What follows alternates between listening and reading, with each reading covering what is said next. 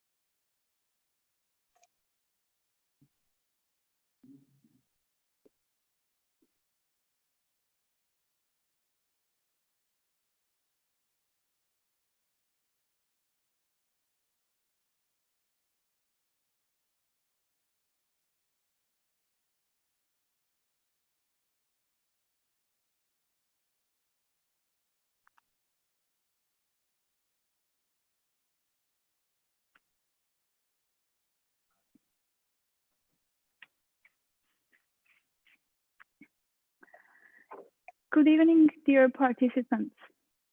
We are very excited to welcome you to our conference. I hope you all can hear me.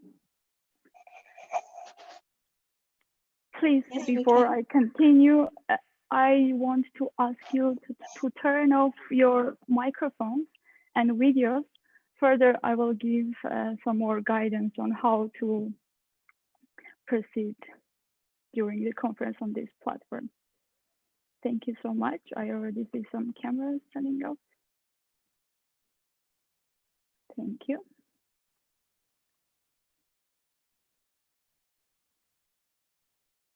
Good.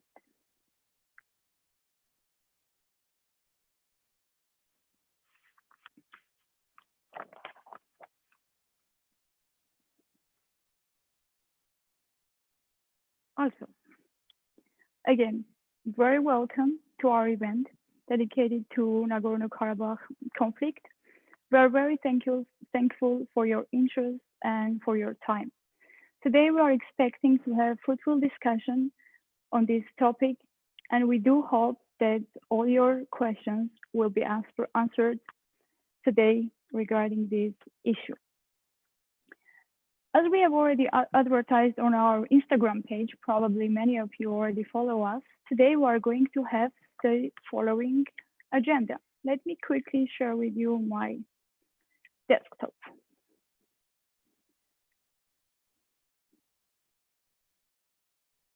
Okay, so we will start with the presentation. Professor Vicken Cheterian will provide us historical overview of the conflict. Afterwards, we will have a 10-minute break, and then we will kick off our panel discussion with Professor Ulrich Schmid, Professor Festl, and Professor Vicken Cheterian. The panel discussion will be moderated by Professor Simon Pfister. Afterwards, we will have a Q&A session, and we encourage you and we expect your active engagement. We would be very happy to answer to your questions, and we really encourage your active participation. But before we can start, please let me give you some guidance on how to operate on this platform during the event. Just because we are many participants, it is very important for us that the speakers will be in the center of attention so that everyone can listen to them. That's why please keep your videos turned off during the conference besides the speakers and panelists. Mute your microphone. Afterwards, when you have questions and you want to ask your question yourself, you can use the right hand button and we will call on you and you will be able to ask your question. In case you don't want to ask your question personally, you can send a private message to our team member, Arya. We will have your questions collected there and one of our team members will be happy to read your question. Because we understand that this topic is very sensitive, this is why it is very important to agree on some rules. Please do not use offensive language, nationalistic comments, and hate speech. Do not interrupt and respect each other's opinion. do not record the conference. And all the participants who violate these rules may be expelled from the conference. I believe you have all the necessary information, and basically we are ready to kick off. If you have any question, please write to our team members, and they will be glad to answer to your questions, or write to me directly. So for now, I'm very pleased to present you our first speaker, Professor Vicken Cheterian. He's a lecturer in both the Global Studies Institute and Faculty des Lettres, pardon my French, of the University of Geneva, as well as the lecturer of the Department of International Relations in the Webster University of Geneva. His area of expertise covers both history and international relations, with an emphasis in the post-Soviet space and the Middle Eastern and Northern Africa regions. Besides his academic position, he also provides consultancy to international organizations, NGOs, and government agencies in this field. Professor Vicken Cheterian, we are more than excited to have you here today, and we are very much looking forward to your presentation. Please, the microphone is yours.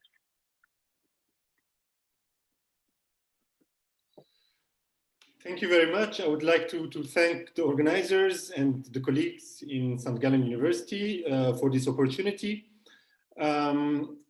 We are all, of course, very curious and very anxious, very interested since the conflict started, the war started on September 27 this year.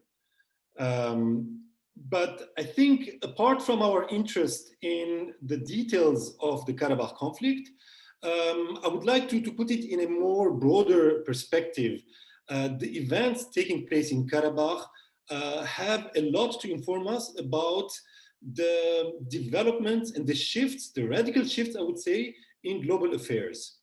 I think there are very important changes. I would like to share my screen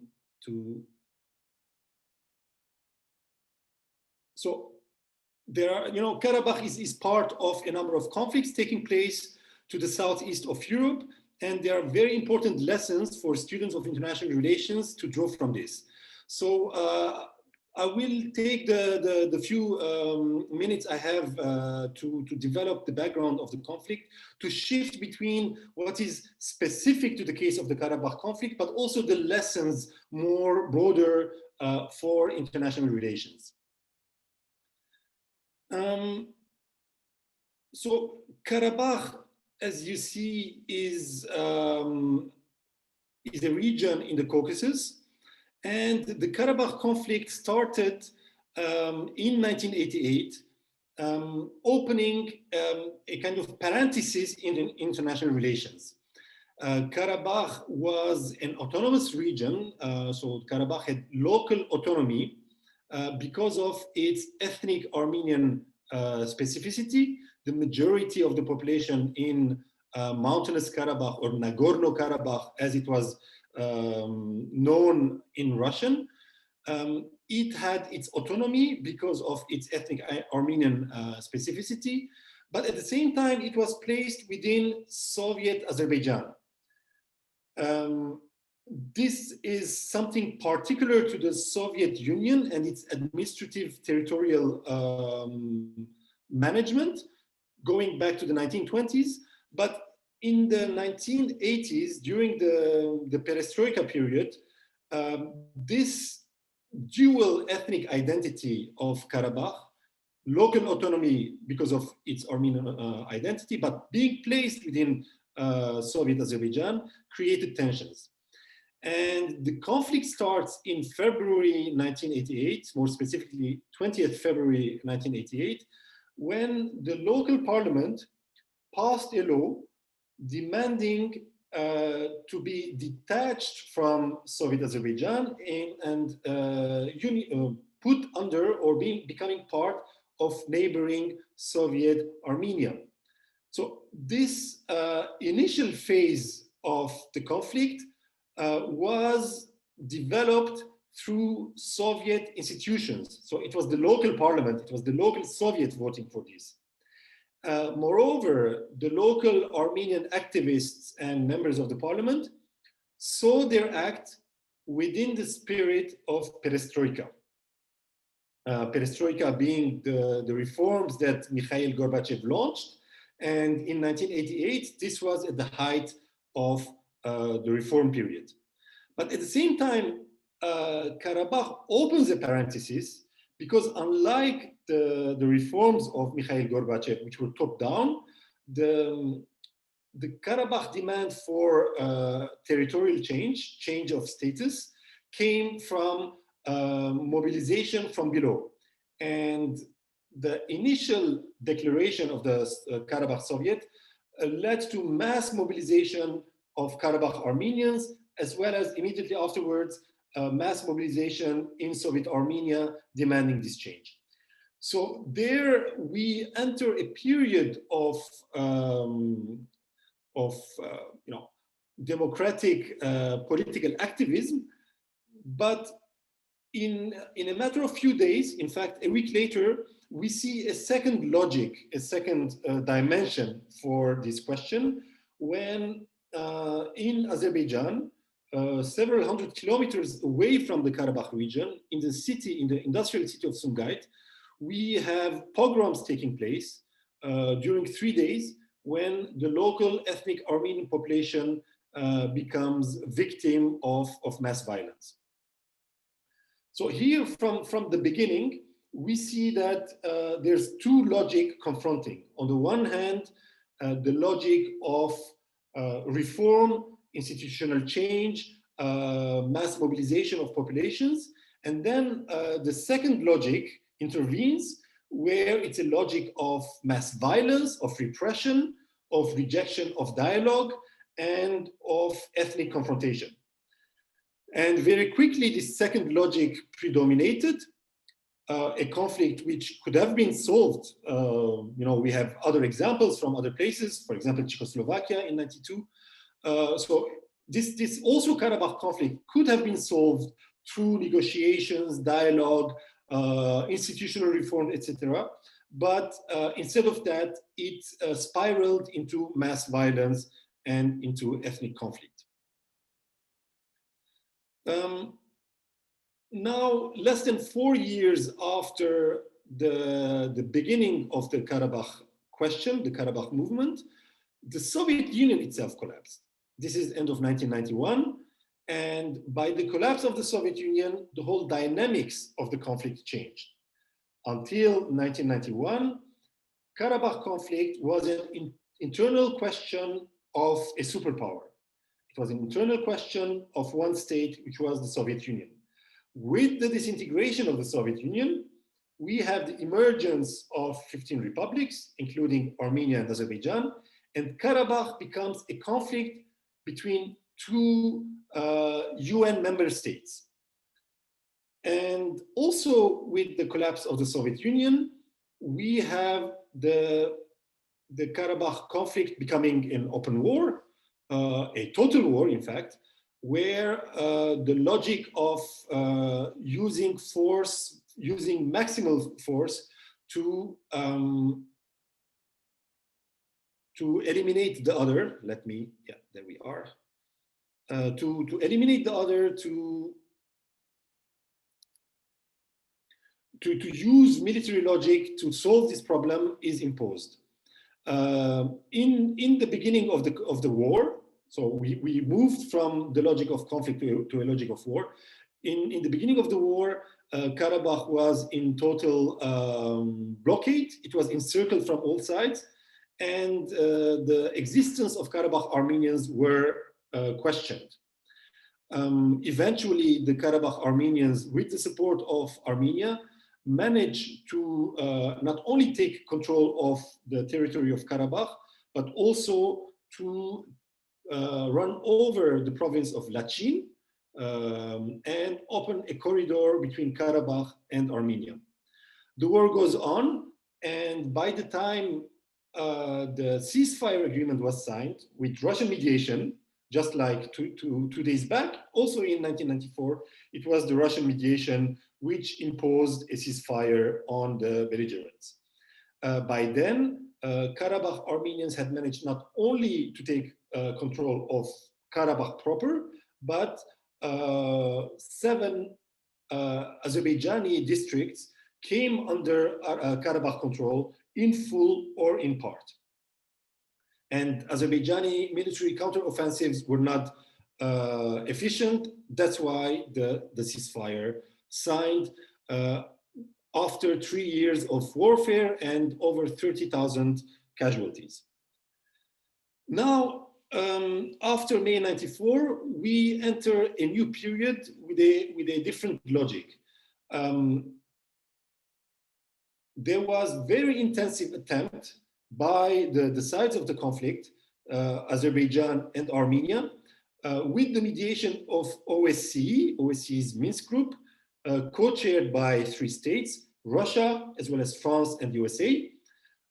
There were very intensive negotiations to reach an agreement, to reach a diplomatic agreement, political agreement, to bring peace and a solution to the conflict.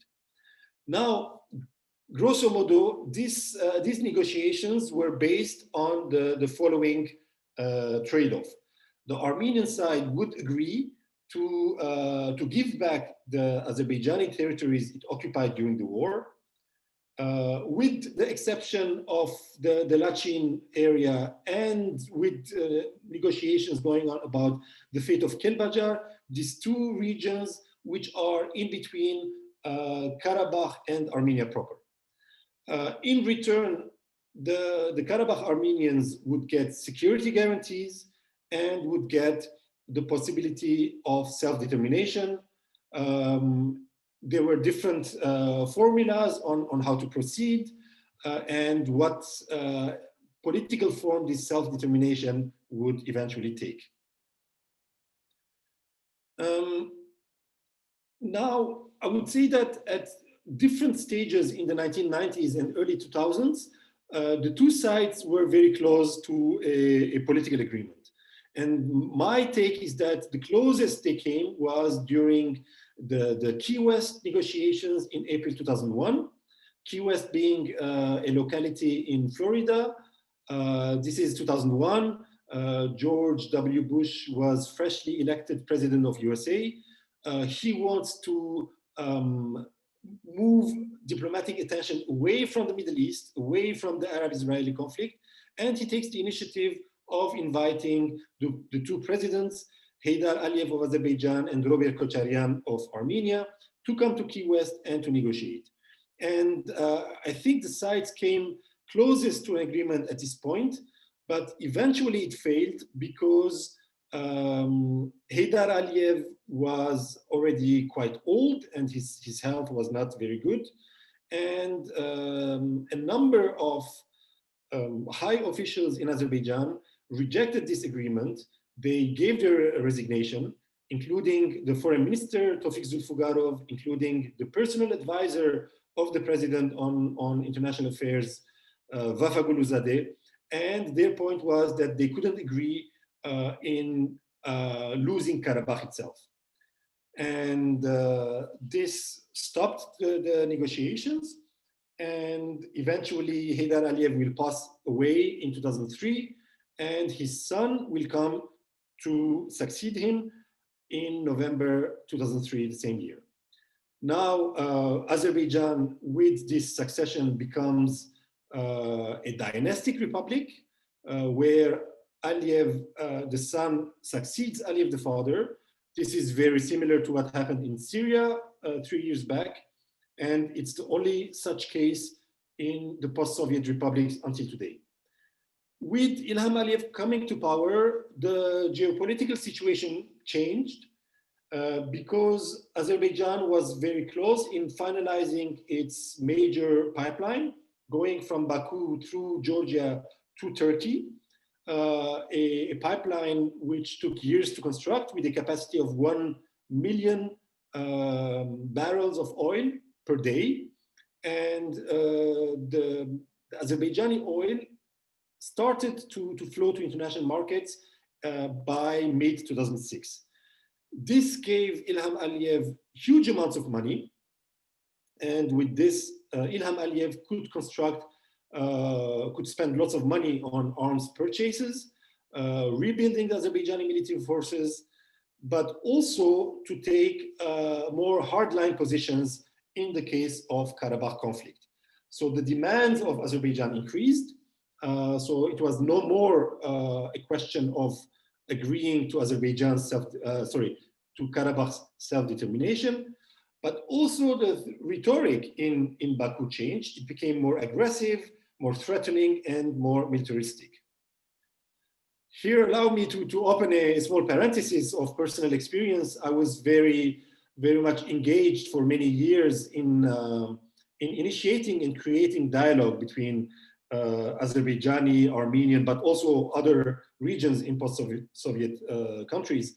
And I organized 12 meetings for Armenian and Azerbaijani journalists, including meetings in Armenia itself, meetings in Karabakh, and eventually one meeting that we managed to organize in Azerbaijan itself in 1999. So these kind of meetings, which happened thanks to the support of the Swiss Foreign Ministry, their financial support, without which I couldn't have done this. These kind of initiatives coming from civil society, coming from journalists, coming from academics, became harder and harder with Ilham Aliyev coming to power. And eventually we could not invite anymore colleagues from Baku to come to conferences, workshops in Yerevan, and the links were cut. So as a result, the public opinions of Azerbaijan and Armenia could not talk to each other. They were under very heavy nationalistic, militaristic propaganda. And as a result of this hardening from the side of Azerbaijan, there was a similar hardening of positions in Armenia, including the idea that the territories occupied are no more a chip for negotiations. We are not ready to give these territories back. Instead, there was more and more the attitude that these territories are important, are necessary for the safety and security of Karabakh itself against possible Azerbaijani military offensives. The other reason why attitudes hardened is the Turkish factor. Turkey has been present in this conflict, not only in the last few weeks, where we saw Turkey very much part of the conflict, but Turkey is a belligerent in this conflict, at least since 1992. Back then, Turkey gave military aid to Azerbaijan, but also since then, Turkey gives full diplomatic and political support to Baku's position and Baku's wishes for the solution of the conflict. Now, there was one exception. In 2008, negotiations started between Armenia and Turkey, again mediated by Swiss diplomats, and the Zurich protocols were signed in 2009. But these protocols were never ratified because of Azerbaijani pressures on Turkey. And eventually the failure of these protocols once again hardened attitudes of Armenia, but also hardened positions of other parties. Now, the third part of my expose is why the conflict now, why the war in 2020. I would say that already since 2016, it became clear that the stability that we saw for nearly 20 years in the Karabakh conflict was not going to last. In 2016, Azerbaijan launched a 4 days offensive with limited scope, but nevertheless, very intense offensive during 4 days, where Azerbaijani military could advance in 2 different territorial regions. These advances were limited in scope, but nevertheless, they showed both the intention, but also the new superior advanced armament that Azerbaijan had procured from Russia, new tanks and artillery, but more specifically, very modern Israeli attack drones that Azerbaijan used later, as we saw in the last few weeks of fighting. Now, there was a second, fighting of 3 days this summer between Armenia and Azerbaijan, not in Karabakh, but on the border of Armenia and Azerbaijan. And here there's another factor emerging, which is major demonstrations in Azerbaijan, in Baku, but also in many other cities where the demonstrators were calling for war, calling for total war to take back Karabakh. And here we see social pressure on Ilham Aliyev to launch major military action. I would say the Azerbaijani side had already made very important preparations and had prepared its strategy whereby it took into consideration a number of factors. One, the fact that since the 2018 Velvet peaceful revolution in Armenia, during which Nikol Pashinyan came to power, relations between Yerevan and Moscow were not as solid as before. And we saw in the last weeks that, in fact, yes, this was the case. Russia did not come in to save Armenia from a military defeat. Azerbaijan also managed to attract direct participation of Turkey, whereby, according to Russian sources, there were something like 600 Turkish military officers managing the war, especially the air warfare and the integration of digital information with artillery and ground troop movements.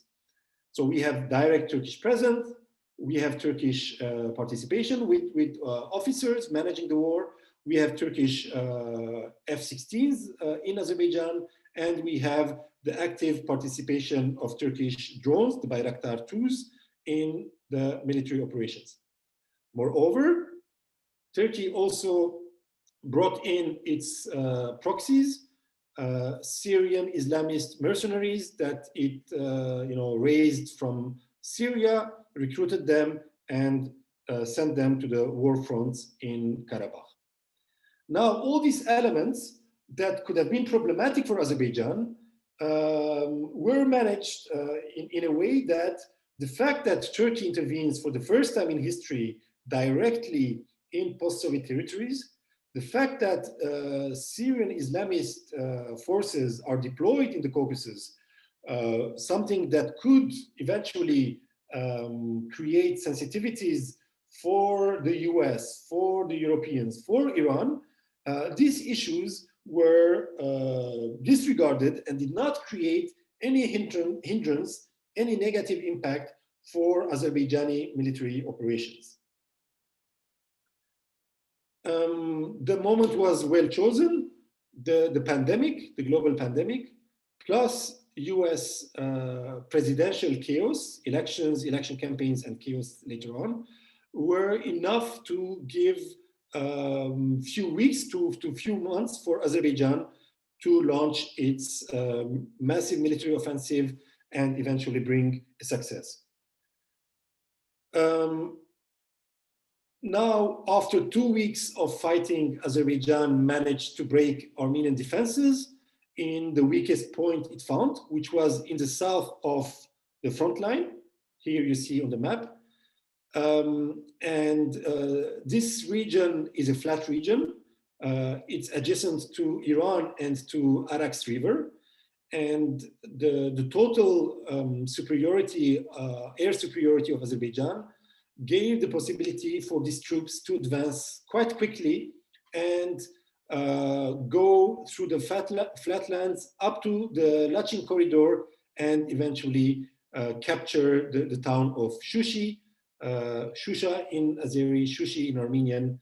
And by doing this, Azerbaijani military forces cut the link between Stepanakert and Armenia proper, and even threaten the biggest city, Stepanakert, a city of 50,000. As a result, the Armenian side was forced to sign an agreement, which is not just a ceasefire agreement, but it's a political agreement to end the conflict through 9 points. It's a very painful agreement for the Armenian side, because the Armenian side is agreeing today to keep much less than any version of conflict resolution that was put on the table during the last 26 years. This reflects the military defeat, and this reflects the isolation of Armenia diplomatically and strategically.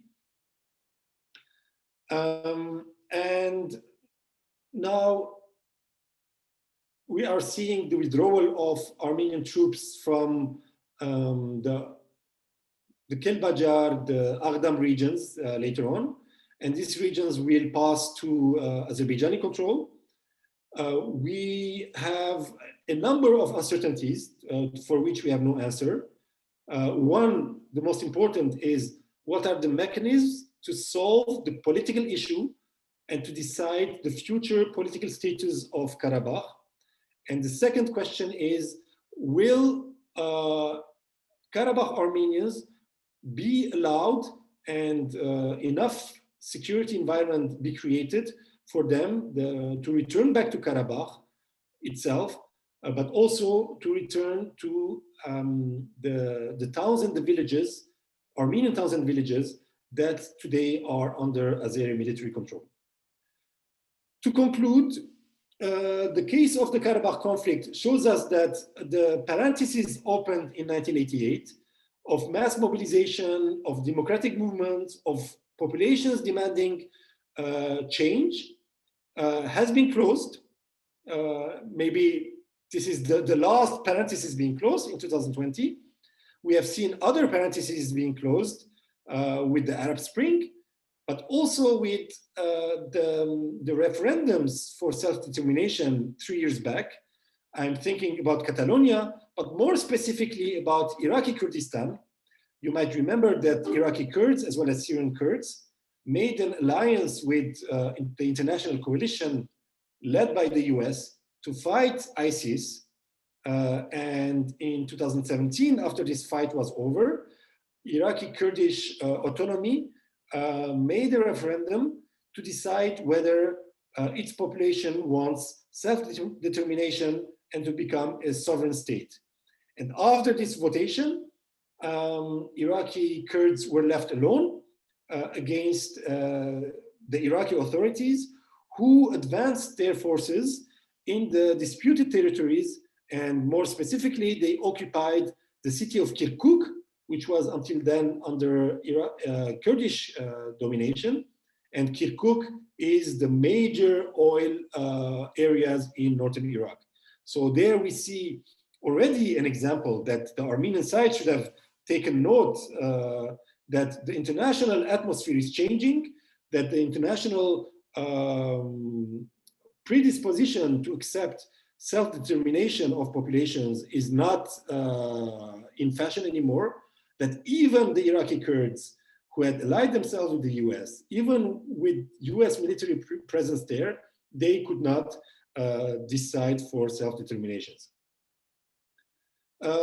This is also a major blow for the West. This is a major blow for whatever we can think of as international community, which today is completely absent. The international community was largely run by the Western alliance between Europe and the USA. It was a liberal alliance in international affairs. And today this alliance has collapsed with Trump in power in the US. And today we see that neither the Europeans nor the Americans, who were present in OSCE's Minsk group in the process of 26 years of trying to bring solution to the Karabakh conflict.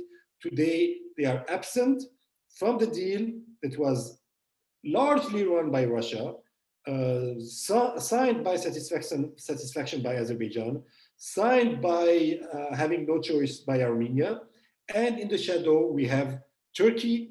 We don't know how this Russian-Turkish partnership and competition will play out in Karabakh in the future, but it's a question that is being posed not only in the Caucasus, but also in the Middle East and North Africa. I thank you for your attention. And once again, I thank the organizers and I look forward for the discussion. Thank you very much.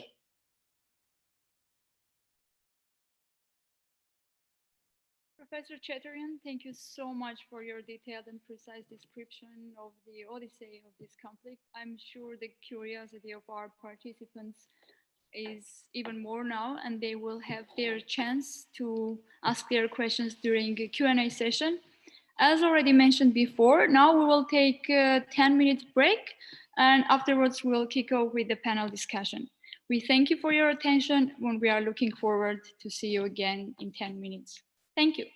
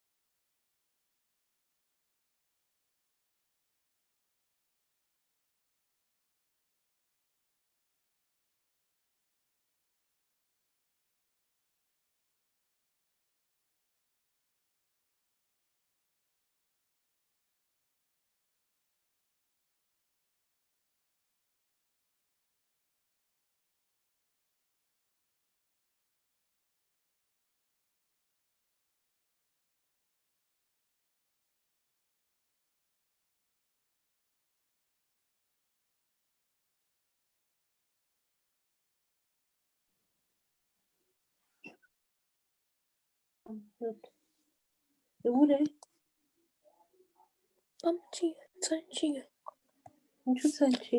jetzt eine lange Muskelbusiness.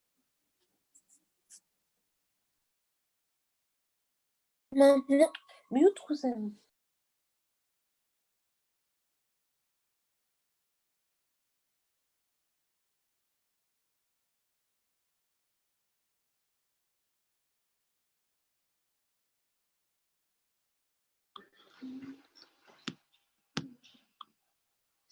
Hello, everybody. This is Simon Feister talking. Yeah, as announced, we are going to start the panel discussion right now. So this is me. I would like to welcome everybody, especially our panelists, and I'm going to introduce them in a second. First of all, I would like to thank the students who organize this event. I think it's really awesome. It's very special that at the Business University we actually have the space and the interest of students to organize such discussions, which of course are not the core of our business activities, but I believe they are very, very interesting. My background is essentially finance.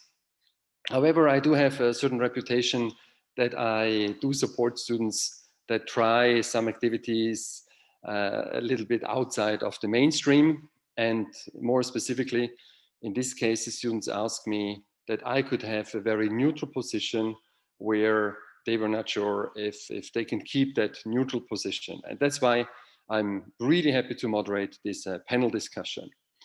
We do have a very, very broad audience. It's over 150 participants that we have today. And according to the applications, they are from almost all parts of the world, including, of course, representatives from Europe, but also from Armenia as well as Azerbaijan. So I'm really, really looking forward for the panel discussions, which are some questions that were brought up to us beforehand that we are going to discuss, as well as the Q&A session afterwards. And again, we really like to invite you to send questions to Ani, and then we can take it from there. We can have these questions answered after the panel discussions. So let me quickly introduce our panelists. So there is Mr. Vicken Cheterian. He already had a very interesting presentation about the basic situation. Then we have Professor Ulrich Schmid. He's from the University of St. Gallen. He has a broad background in the Slavic region, and he's part of the social science department of our university. So offering some interesting insights from a social perspective. And we also have Professor Michael Festl. He's an ethics professor, so that's another aspect that we believe is important to cover if we are discussing such a conflict situation here. So now I'm asking the three panelists to also turn on their video so we can actually see, or the participants can see us while we are going through our discussions. Great. So let me stop sharing my screen and we are having ourselves being seen. So hello, Mr. Schmid, hello, Mr. Festl, and of course, hello, Mr. Cheterian, who we've seen before. So, of course, Mr. Cheterian has already introduced some of the political, legal, and also ethical reasons that we see this conflict having evolved in the recent weeks, or re-evolved in the recent weeks. First of all, I would actually like to give the word to Mr. Schmid and Mr. Festl, so maybe they can share a little additional potentially background from their perspective. What are the reasons, the political, legal, ethical reasons for this war, for this increase in conflict? Hello, everybody. I would like to thank very much Ani Hovhannisyan, who initiated this panel. And I will try to offer some insights from a Russian perspective. First of all, I would like to mention how disastrous the situation is. And I would say not only in the remote region of the South Caucasus, but I would like to remember you that we see two countries that are members of the Council of Europe at war. Both Armenia and Azerbaijan joined the Council of Europe in 2001.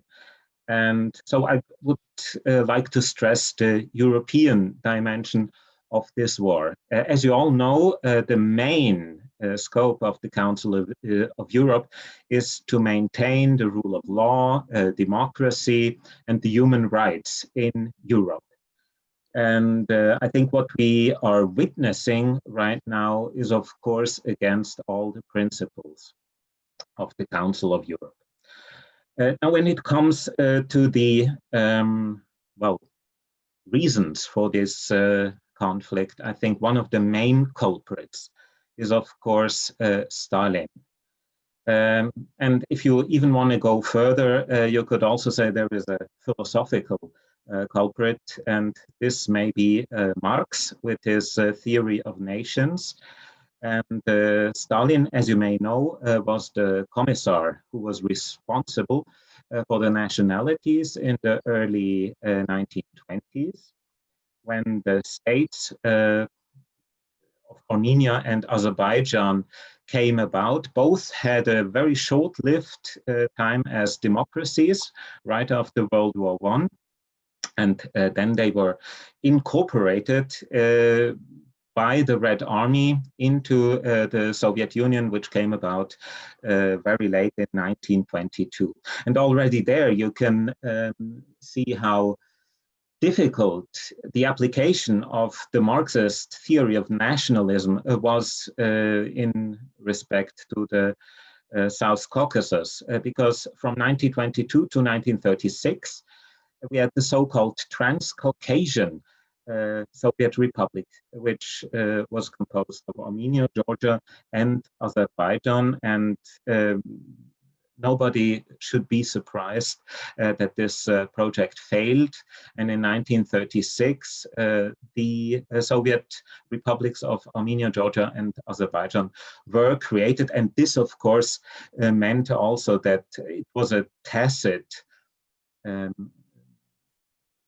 admittance that the Marxist nationalist theory had failed in the South Caucasus. And until today, in the North Caucasus, you also have small republics like the Kabardino-Balkarian Republic or the Karachay-Cherkessian Republic, and they are still remnants of the Stalinist optimist nationalist policy that you can put together two ethnic entities within the framework of one republic, and eventually, with the progress of socialism, the national factor would just wither away. This, unfortunately, did not happen. So what we see today, unfortunately, is something that I would like to compare to two recent war cases. First of all, Georgia, 2008. We had a similar development there with the Russian peace troops. There were even rumors that, regular Russian troops just changed their military signs overnight in order to become so-called peace troops. And I would also like to compare the current situation with the Peace of Dayton from 1995, which created Bosnia as we see it today. Because also in Bosnia, basically, the Serbian aggression was granted with gain of territory. And of course, now we see basically the reversal of the early 90s when the Armenian military was successful on Azerbaijani ground. And Today it's the opposite. Azerbaijan, with its modified and modernized military forces, was able to capture most of the territorial losses from the early 19th century back. I very much agree with what Vicken Cheterian said about, well, the failed peace talks, although I'm not as optimistic as you are, Vicken. I don't think that a solution was close in 2001. Also here, I would like to draw a parallel, and this parallel this time are the Israeli-Palestinian peace talks. Even if the leaders of Israel and Palestine were ready in Camp David to come up with a solution to the Israeli-Palestinian conflict, the respective communities would be completely against them. And it meant in every case political suicide for the leaders to come up with a compromise in such a heated conflict as the Palestinian-Israeli conflict, or the Nagorno-Karabakh conflict for that matter. So what will be the future? I think you don't need to be a prophet to foresee that Nikol Pashinyan will have to resign. I don't think that he will. In my view, it's a matter of weeks until his resignation. He lost all the support, and I think this is probably also one of the nice, in quotation marks, side effects from a Russian perspective. They were never really fond of Nikol Pashinyan, although I think Nikol Pashinyan, of course, also pledged his allegiance to Russia after the Velvet Revolution in 2018, when he came to power and had, well, the same support now, or the same degree of support as he has now, a degree of protest on the streets in Armenia. I think this is another testimony to Vladimir Putin's political skills, and he's not so much a strategist, I would say, but if we define politics in the traditional way as the art of the possible, I think from a Russian point of view, from the Kremlin's point of view, we could say that politics is the art of timing. And I think the Kremlin was able to jump in at a very crucial moment right now. And I think right now, of course, Russia can take advantage of the international prestige as the nation that managed to broker peace. Of course, this means complete humiliation of Armenia. It's a complete capitulation of Armenia, and I think Russia in the last few weeks just had to wait and now jump in at the right moment and come up with a solution that in a way also cements Russia's claims in the so-called near abroad, because we're still talking about the post-Soviet space. And I think it's very much clear that Russia now sends its own peace troops. I think there was secret pressure also from Erdogan to have a joint peace mission there. My guess is that Putin turned this down and insisted on Russian peace troop presence in this conflict region. So, and to end, I would say probably we will now have this situation as it has been created in the last 2 days for the years to come. And unfortunately, I also agree with Vicken that the West has been completely passive. They have looked at this as a very remote area. And so I would come back to the beginning of my statement. I think this is a European conflict. Thank you very much. Very interesting that it's actually rooted, or partially rooted at least, in a very, very old and long history. Maybe I can direct the question to Michael Festl. What maybe are a little bit also the ethical reasons for a war, or for this war in particular? Yes, thank you. Thank you also for this invitation and for the initiative. I'm probably not the best one to answer your immediate question. I think Vicken already said important parts about this, about the history of the conflict and the ethical dynamics behind this. From my perspective, from political philosophy, what I was most interested in is what could be a principle with which we can deal. And I think the good old principle of self-determination, going back to the First World War, essentially, is still the one to work with. And so this was mostly the angle from which I looked at this conflict and about a way forward, how to deal with it from an ethical perspective. So what would be the right thing to do from the principle of self-determination? But it's pretty tough to say, right? So even this principle does not give us a clear idea. I do see 4 basic solutions that are serious and that are on the table. Let me call the first one the Azerbaijani solution. That would be the solution of Karabakh belonging to Azerbaijan from now on. This would have been the outcome, I guess, if this was a pure power struggle between Azerbaijan and Armenia, if Russia hadn't stepped in now. It would not be in agreement with the principle of self-determination, because that does not seem to be what people in Karabakh do want, right? So at least this principle can exclude some options, or can make some options less likely, and in that sense it's helpful. Second option would be the autonomy and independence option, and as far as I understood the situation, I didn't register in previous talks, but as far as I understood the reaction, the self-determination thing is even more complicated due to the fact that Karabakh wants to become an independent nation and has also claimed independence status.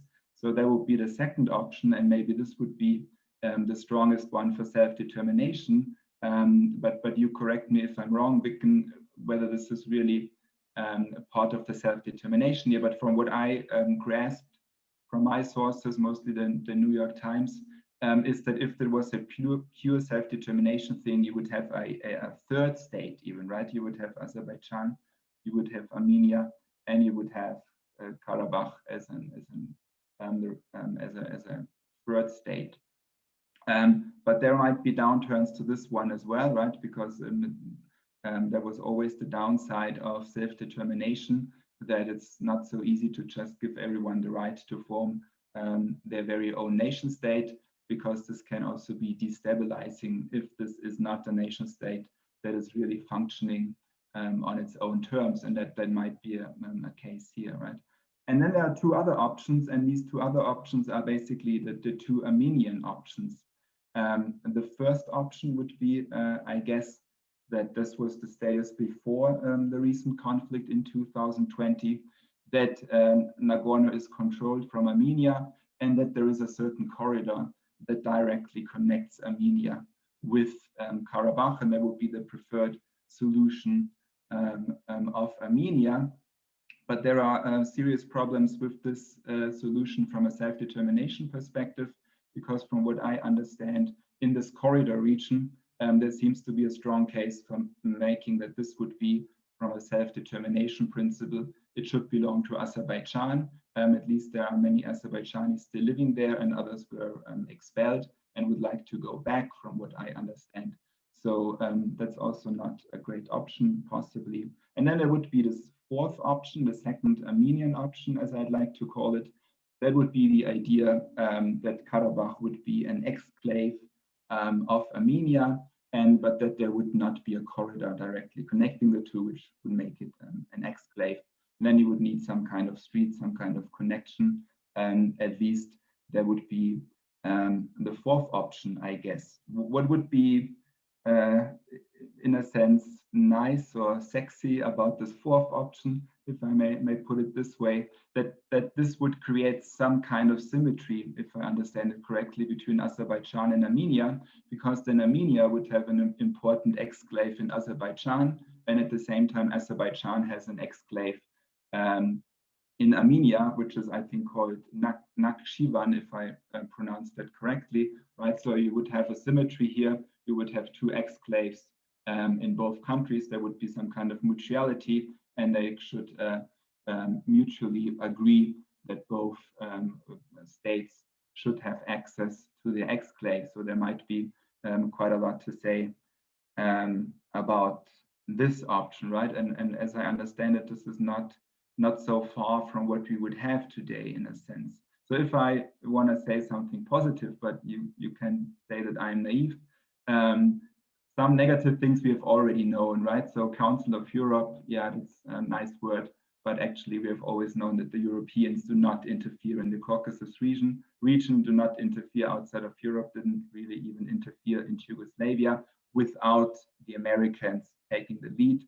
And the Americans are incapable of taking the lead since a couple of years, and that would be coming back. So Pax Americana is basically finished, and let's not have too high hopes on Joe Biden. This conflict is not very high on his list of priorities, I guess. So given this power vacuum, which is from a Western liberal perspective, of course, bad news, but given this situation, the good news might be that at least, let me put it this way, I do not want to step on anyone's toes, but Turkey and Russia, at least they seem to have come up with a solution now that is not completely ludicrous, right? So they seem to have, they sort of stopped the violence for now. We don't know if it's durable, and they had to take over responsibility, right? And somehow they did take over responsibility. This is a book that I appreciate very much. Christoph Holmes, The Light That Failed, says a lot about liberalism and the end of liberalism and why it failed in the East. And there's a long chapter on Putin.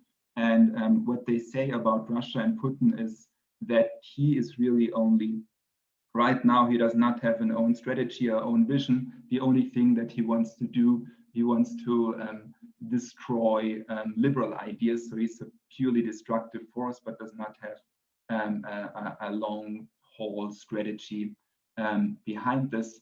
And if I take that reason, and if I take that thesis seriously, then I think what it told us is, or what we can take away from how Russia acted in this conflict is that once the West liberal countries were not involved, they had to step up, they had to do something positive in a sense. So they had to create something and not merely be destructive. And at least they brokered something like a deal with Turkey and Russia. So let's take away as a good thing that things could have been much worse as well, right? This could have been the straw that breaks the camel's back for open hostilities between Turkey and Russia. Didn't happen. The two agreed on something, and maybe there is something positive about this. Great, thank you very much. Very interesting. Of course, you really jumped on the solutions, and I actually would like to give the word, especially to Vicken Cheterian, because he was mentioned different times. Maybe you also want to comment on some of the aspects that are mentioned, and maybe you also want to comment a little bit on the 4 solutions and the self-determination aspect that Michael Festl brought up here. Yes, thank you very much for Uli and for Michael for the comments. Very, very rich. Of course, there's a lot to discuss, but a few points. When I agree with Uli that the Key West was not an agreement. They were not they were not in an autoroute highway to find a solution. But it showed that for years, at least the heads of the states and their diplomacy worked for a solution. I know that the public opinion was not ready. They were just coming out of war. Armenians had the feeling that they won, so why concessions? Azerbaijani public opinion was very wounded by this war and the losses. So there was a lot of work to be done. But at least for some years, the leaders were working for a solution. And what happened later was that the leaders stopped working for a solution and took their public opinions away from saying, okay, we have a problem, let's find a civilized solution, negotiated political solution, so that these two communities can live next to each other, they are neighbors. Instead of that, what we saw in the last 20 years was propaganda, was very harsh propaganda, militaristic, nationalistic, and the public opinions went further away from each other. I was in contact with two communities. I go very often to Armenia. I had many Azeri students in the last years, and I saw this. It was not like the situation in the 1990s. Even during the war, the two publics were not as disconnected as in the last 10 years. So I think we can't put the responsibility to the populations. I think we should find the responsibility for this within the political elites, but also within the intellectual elites. I think the intellectual elites did not try to think critically. And the result of, the cause of this war is that we had lack of critical thinking, creative thinking, and lack of engagement to find a solution. Now, a few comments to Michael. Well, Karabakh Armenians, initially, they wanted to be part of Armenia. And then in September 1991, after the Moscow Putsch, as the Soviet Union was already falling apart, they organized a referendum, and they did this referendum within the logic of the Soviet constitution to become independent. And I think this was, on the one hand, kind of to follow the institutional framework, legal framework, but also it was a kind of compromise. If they had chosen at the time to be part of Armenia, there would have been no way to negotiate anything with Azerbaijan. And the fact that Mountainous Karabakh was self-declared sovereign state opened the way for Yerevan and Baku to negotiate what this sovereignty means. Think about Tatarstan, right? Tatarstan also was an autonomous republic within the Russian Federation. And in the beginning of the 90s, Tatarstan said, we want to be a sovereign nation. But this sovereignty was eventually negotiated between Kazan and Moscow. And eventually they got some privileges and the situation calmed down. In Chechnya, a similar solution was not found and there was a war. So I think that was the idea of Karabakh being sovereign. The intention was not to create an independent state. And de facto, in the last 26 years, Karabakh was in reality kind of an autonomous political entity within the Armenian political system. It was the Armenian money being used there. The Armenian state budget gave money to Karabakh for its administration and so on. The military side was integrated. It was one military force and so on and so on. Now about Turkey and Russia, I think there's something very interesting emerging there. I think we are all clear that the enthusiasm of the 1990s was already broken with 2001, with 9/11 attacks, with war on terrorism and so on. But now we are in front of a new phenomena where two local powers, and I agree with you, Michael, that the central motivation of Putin, but also of Erdogan, is anti-Westernism. So they don't want the liberal side of the West in their countries. They want to do business with the West as hardcore imperial logic. But also Russia and Turkey seems for the third time have created this kind of cooperation where they step in, they kick out the West, and then they manage a conflict so that they themselves draw profit from it. And for example, in the case of Syria, this is what Russia and Turkey did with the Astana process. And by doing this, they marginalized completely the Syrian actors. In the Astana process, the Syrian regime is not there. The Syrian opposition is completely absent. So it's Russia and Turkey deciding what to do, which territories passes from one side to the other, borderlines and so on. And we might see something similar emerging in Karabakh, but we are not there yet. For the moment, I have the impression that Russia with Azerbaijan, it seems Azerbaijan doesn't want also Turkey to come and install its forces and its military in Azerbaijan. So they are trying to marginalize Turkey, but eventually Turkey is a major actor, show that it has influence over the Caucasus, show that it can, very cheaply engage in wars and change reality on the ground. So I think eventually the Turkish factor will be taken into consideration, and largely the losers are the Armenian side, of course, but also Western influence, but also people and political movements and individuals or parties who look for the Western influence, not for the Western colonialist side, but for Western liberal side. So I think also this dimension will be sacrificed in the Caucasus, but also Middle East and elsewhere. Thank you very much. Thank you. I would actually kind of move what was mentioned different times, like what is the role of Europe? And maybe also a little bit more like, what should Europe do? And of course, that's a hard question, yes, but it seems that liberal values are under pressure. I mean, Turkey is not part of Europe, of course. However, ties between Europe and Turkey are pretty intense. So what could be options for Turkey, for Europe, to become part of the solution? Because maybe today they're not really part of the problem, but definitely not part of the solution.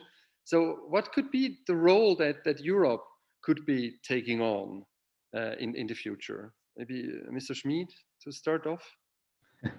Yes, maybe I can follow up on the notion of self-determination that was brought into the game by Michael Festl. I think this is what Europe could do. I think we should do away with the notion of self-determination, because it creates more problems than solutions. Also, Woodrow Wilson was not successful with his 14 principles after World War I with self-determination. And there are very few successful plebiscites in the 20th century, maybe the only really successful one being the one in Saarland in Germany. But I think the problem with self-determination is that it presupposes the notion of a people. And peoples are supposed to have borders, they want to have a homogeneous culture, and basically all the peoples, especially in Eastern Europe, want to be like France. There is this old saying, il n'y a pas de minorité en France. There are no minorities in France, and well, today that is the case, but it came at a price. And I think when we look back to Nagorno-Karabakh and the South Caucasus region, I think there was a long, long history of peaceful coexistence, not only of Armenians and Azeris, but of all the peoples that lived there. There is this old Caucasian saying that, well, when the Lord distributed the languages over the world, he put one language to France, one to Germany, one to Great Britain. And finally, there were still a dozen of languages in his bag, and he got tired and he just distributed these languages over the Caucasus. This is the situation basically over there. And so I think, I would like to come back to Bosnia. I think in the 21st century, every solution that tries to go along ethnic lines, alleged ethnic lines, is doomed to fail. And I think what Europe should do is to impose in all the regions of the Council of Europe the notion that we are not ethnic or linguistic communities, but we share values. And it's much easier to align people, and I mean human beings, individuals, along the lines of values that can be shared than, well, trying to come up with some ethnic territories and territorial solutions. I think we really should also try to get a better notion of what is going on in the South Caucasus and tie it back to the core of the European project, which is a peaceful project only since 1945. Before, we had basically similar conditions as in the Southern Caucasus. Yeah, I wouldn't want to short the self-determination principle to that extent. I completely agree with you, Uli, that there might be a problem with ethnicities and nationalities and borders and language, but I do not think you necessarily need to connect self-determination with this ethnic understanding of what a nation is. There can also be a self-determination based on a nation of the willing, right? But of course, you were talking about Switzerland in a sense, right? So a nation, a Willensnation, as we say in Switzerland, a nation of the willing. And you can have a self-determination on this idea of what do the people want, and there's no necessity to have these votes on an ethnic lines. That can really be a thing of the willing, as it was after World War I and after World War II, where there was also self-determination, right? So where they voted for France or Germany, or also for Denmark or Germany, they were very successful plebiscites, redrawing the border between Germany and Denmark. So I wouldn't want to short it to that extent, although I do agree, as I said in my statement, self-determination does not get us the whole way and does not give us the right solution, but it can help us to exclude some solutions, to make some solutions more likely than others, for example. So I would want to see a limited role for self-determination, even if only because for lack of a better alternative in a sense, because the status quo, the peaceful coexistence that you sketched does not seem to be working, it seems to me. What should Europe do? Well, in a sense, what it should do is obvious. It should try to go back to what they had in the Key West negotiations, but Europe also made a couple of decisions in the past that inhibit it, right? So the European Union made a conscious decision that we are only Christian.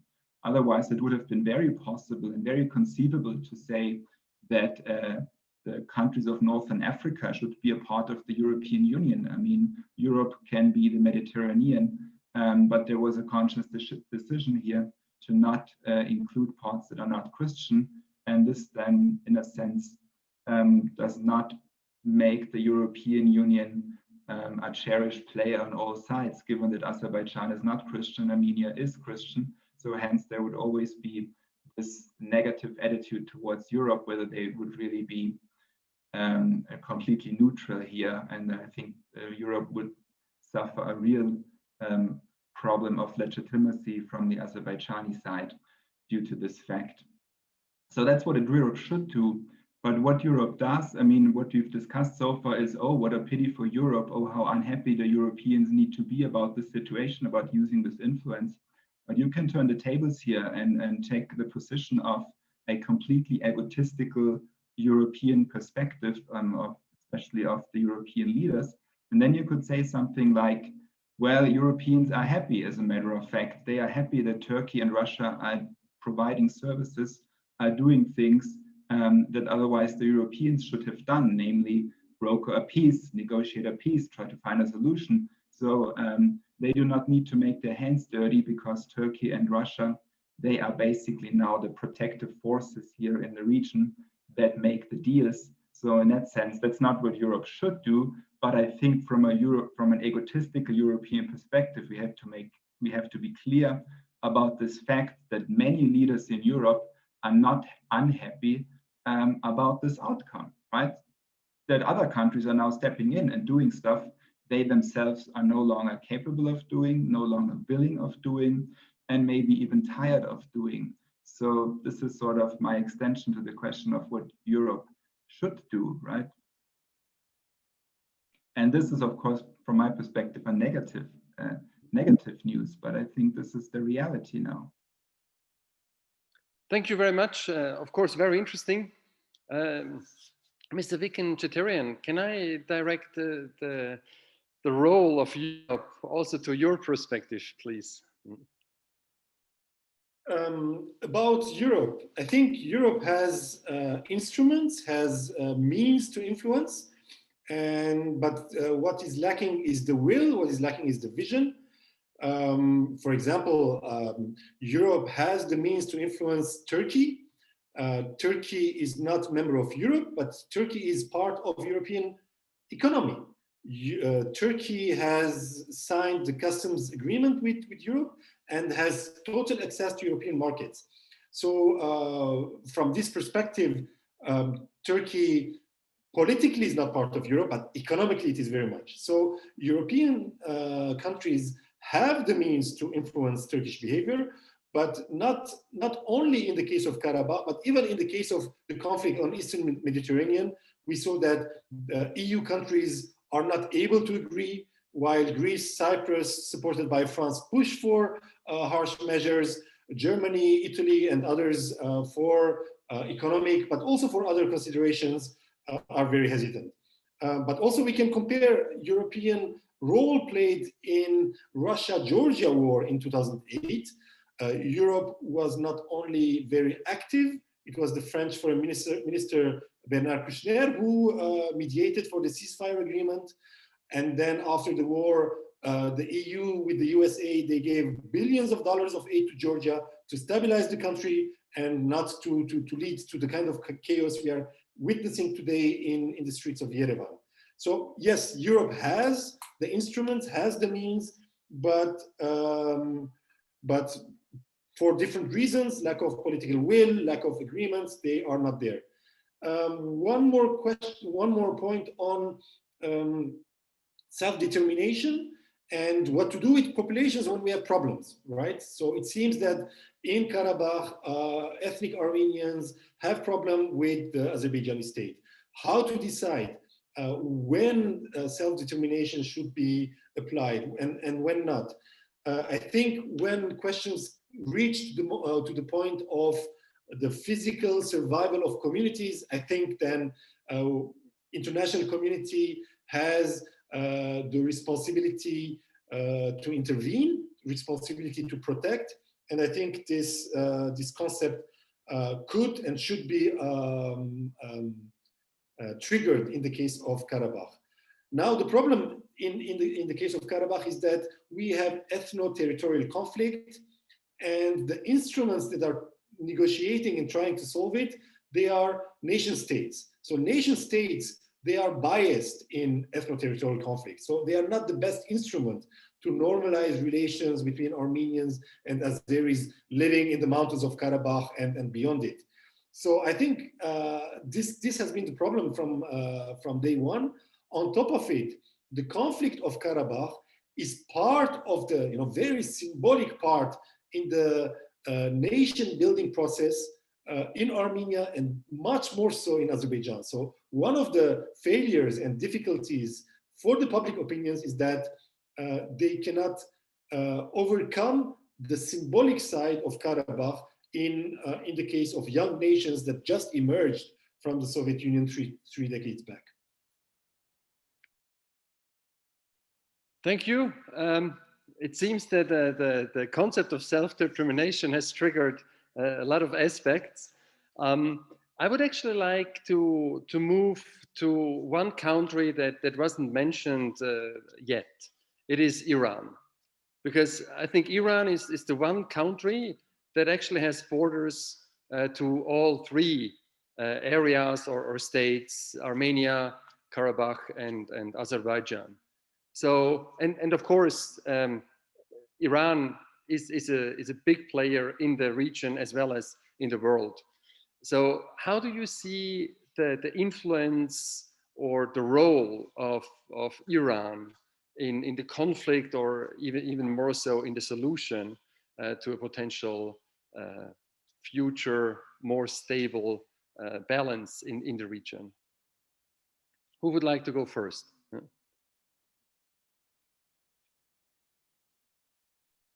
Maybe I can go in. Ironically, Iran has sided or tentatively sided with Armenia in this conflict. Why? This has to do with the fact that there is a considerable Azeri minority in the northern part of Iran, and I think it is, of course, from an Iranian perspective, very difficult to see a successful Azerbaijan bordering to the north of Iran, because they, of course, want to prevent any separatism that might arise in the northern part of Iran. And that Iran, the Iranian government, basically sides more with Armenia than Azerbaijan in this conflict is also astonishing, given the fact that Iran basically is the center of Shiite Islam, and also that's the main difference between the Azeris in Azerbaijan and the Turks. The Turks are Sunnis, and the Azeris in Azerbaijan are Shiite Turks, so they often even identify as Shiite Turks.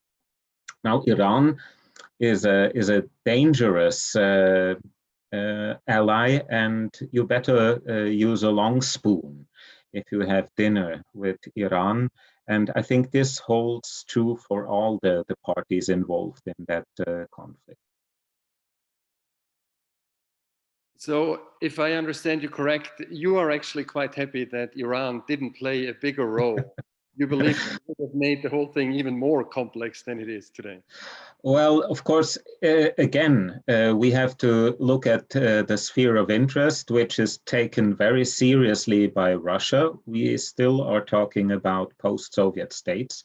And the Russian-Iranian relationship is an extremely complicated one. So Russia usually likes to keep Iran at a distance. Russia is not pleased with the fact that Iran disposes of nuclear weapons. At the same time, they build a nuclear plant in Iran. Of course, here financial interests play also a role. Russia also has tried to be somewhat the best ally of the Shiite Muslim states. There is a huge cultural center in Tehran. So I think Iran also knows very well that this is a very dangerous ground, and I think they even did not need to be reminded that it's better, not to get involved in this conflict. Thank you very much, Mr. Vicken. Cheterian, can I direct the question about Iran to you? Can you share maybe also some historical background?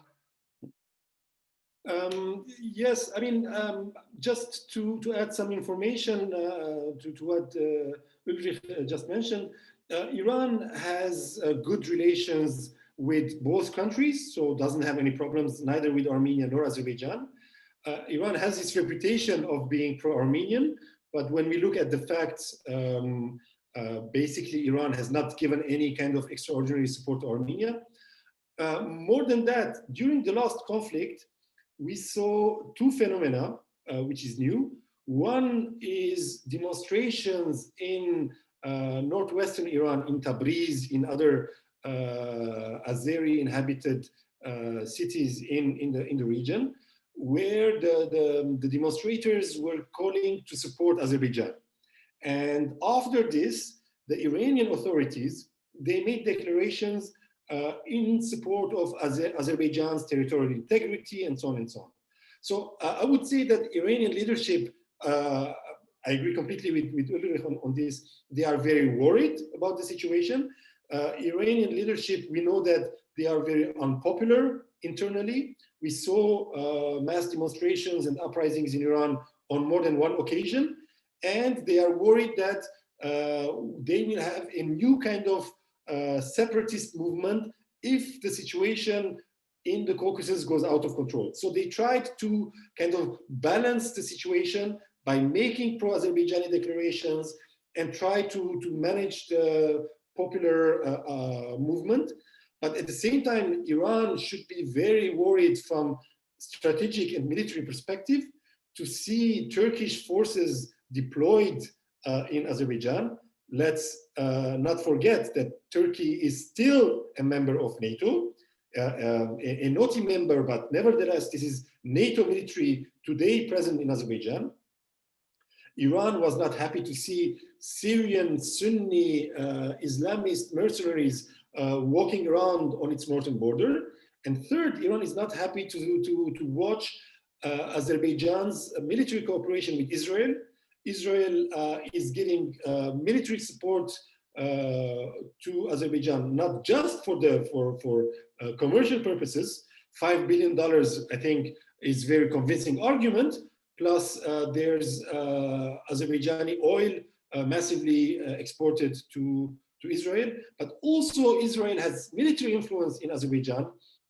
In the case of any kind of military confrontation between Israel and Iran, I think Azerbaijan would be an important platform to watch. Thank you very much, Michael Festl. Your opinion, maybe also from a more political and ethnical perspective, role of Iran in such a conflict with minorities and not have much to add beyond what has been previously said. Maybe to state the obvious from what Vicken, from what was implicit in what Vicken said.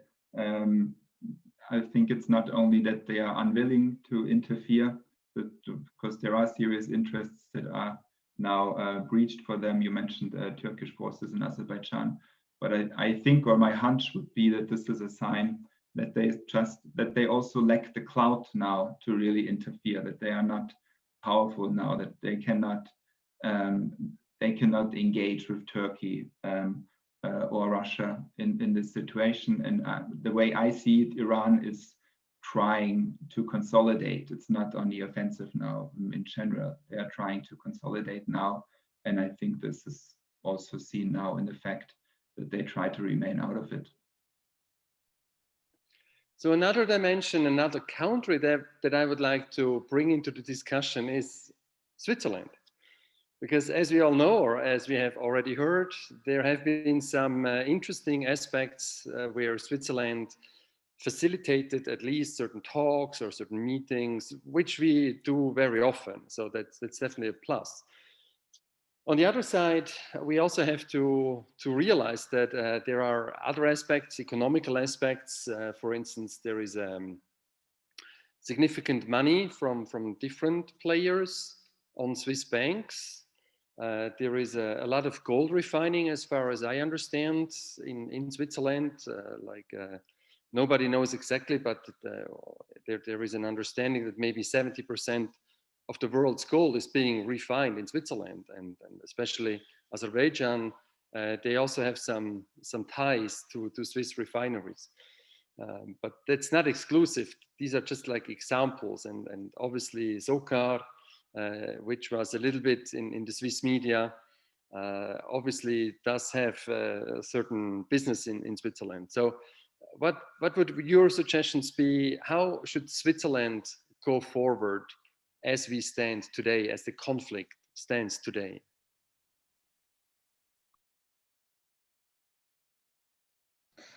I think maybe you saw this. There was an article, I think 2 days ago in the Neue Zürcher Zeitung about the free trade agreement. And the author, Philipp Ecker, lamented that the Swiss government had stalled the free trade agreement with Turkey 2 years ago when Turkish troops invaded Syria. And now they are finalizing the free trade agreement with Turkey. And he called that, this process should be stopped. Now, I think Azerbaijan's military behavior in the Nagorno-Karabakh conflict is one thing. Another thing is the human rights situation and the status of democracy in Azerbaijan. I think if we have the Council of Europe as a benchmark, I think Azerbaijan, as things stand now, even if we don't look at the military conflict in Nagorno-Karabakh, doesn't qualify as a member of the Council of Europe.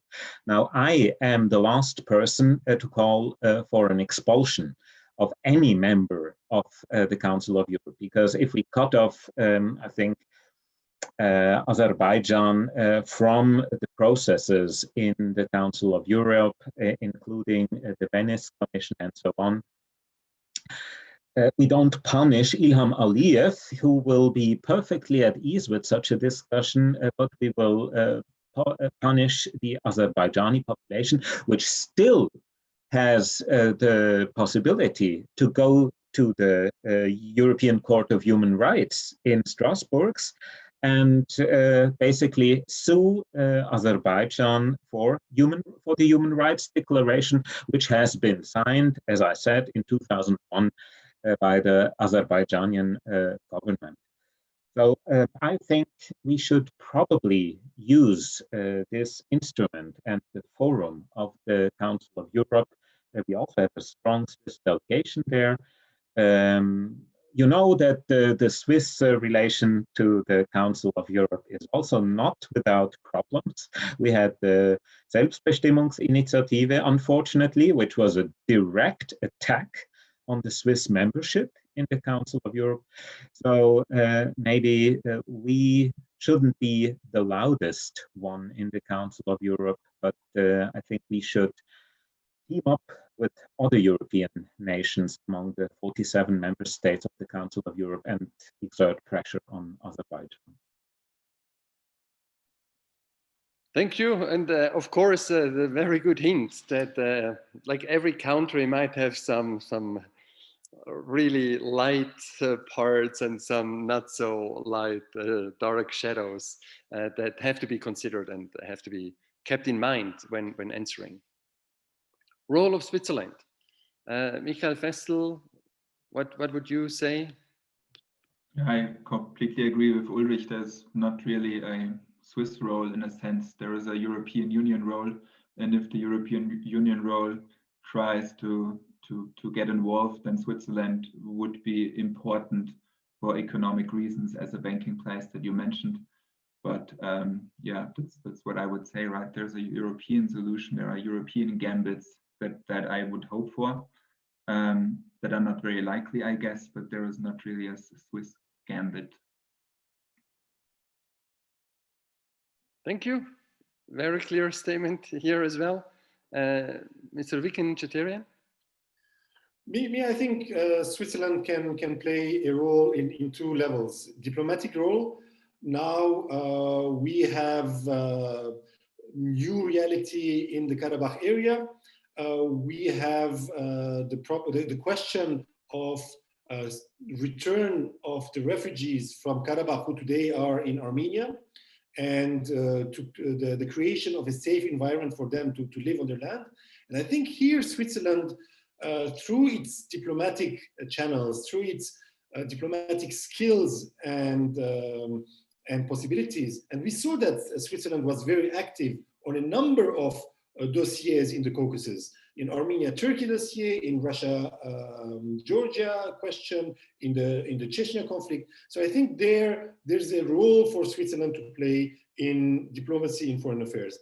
But I think the question of Turkey and Azerbaijan is also a question of internal Swiss politics. The fact that Switzerland is ready to open its markets to Turkey, this will touch questions that we are discussing today and we are going to vote on the 29th of November, Are we ready to accept in our Swiss internal market companies that belong to states who not only pollute and exploit children, but companies that finance wars, that ends up with war crimes and cause massive human rights violations? Are we ready to accept that within our polity?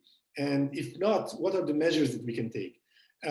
You mentioned SOCAR. We know that SOCAR's 90% of SOCAR's international operations, which finances 60% of Azerbaijan's budget, they transit through companies either in Zurich or in Geneva. So I think there Switzerland has not only political, legal, but also moral questions to answer, which is not on the level of external politics, but internal politics. Again, very clear statement. Thank you very much. And you have realized that I basically narrowed the questions, and I have actually 2 more questions left a little later, which are even more personal or tailored to what we can do.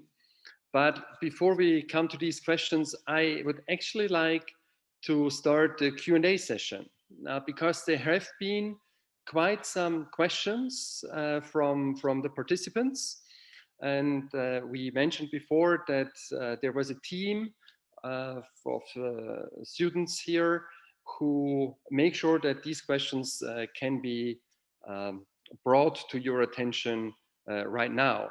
So it is Mr. Murat Akobian who will moderate or who will lead through these questions, and I will continue moderating the balanced answer of these questions in the meantime. There is a slight logistical aspect. We are at the university to make sure that the logistics with all the team involved worked out. However, we do have to now leave the university. So Murat will take the lead, and I will be back in maybe 3 minutes from a slightly darker location and continue moderating. Great. Thank you very much, Mr. Festl, for introducing me.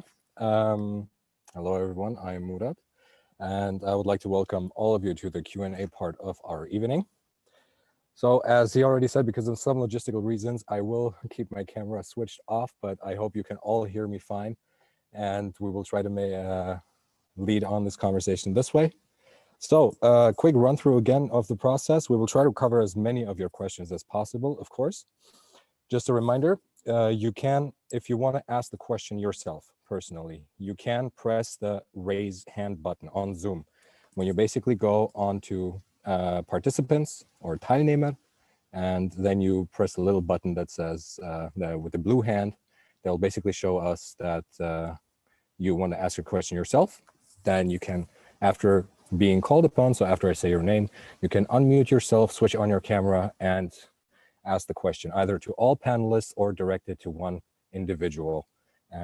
Exactly. If you do not want to answer, voice your question yourself, you can send a message or your question to Arya Akildis. So you can just choose in the Zoom chat Arya's name, send the question to her, and we will read the question out loud afterwards.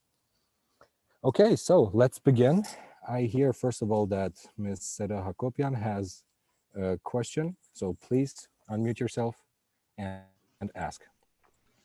Good evening. My name is Seda Hakopian, and my question is why the international community did not recognize Artsakh as an independent republic, even though Artsakh declared its independence even before Azerbaijan.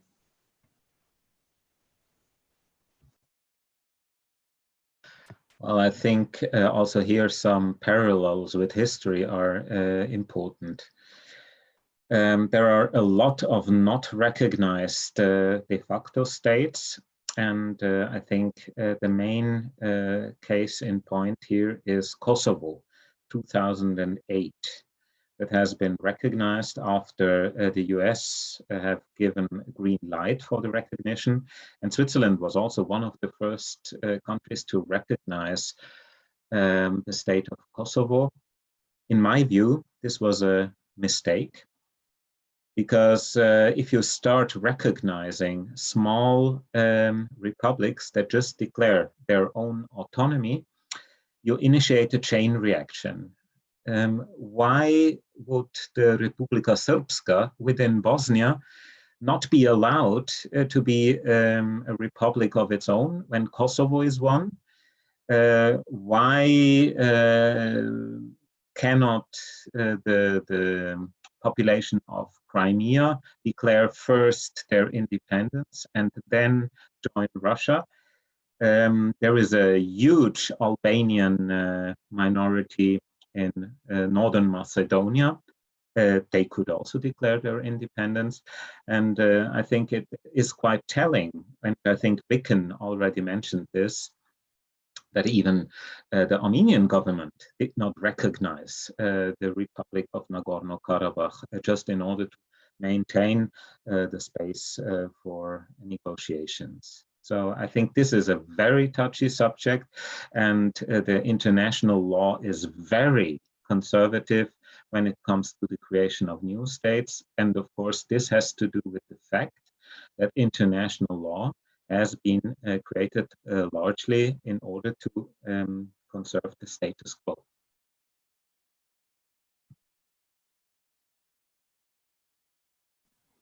Thank you very much for your answer, Mr. Schmid. Okay, the next person to raise their hand was Mary Stepanian. Please unmute yourself and ask. Yes, I actually have two questions in one. So is there a possibility that Karabakh conflict is becoming the Balkans 2.0, like in case of forming allies and two main axes? And what would be the most optimal solution in this problem that would satisfy both sides? Thank you in advance.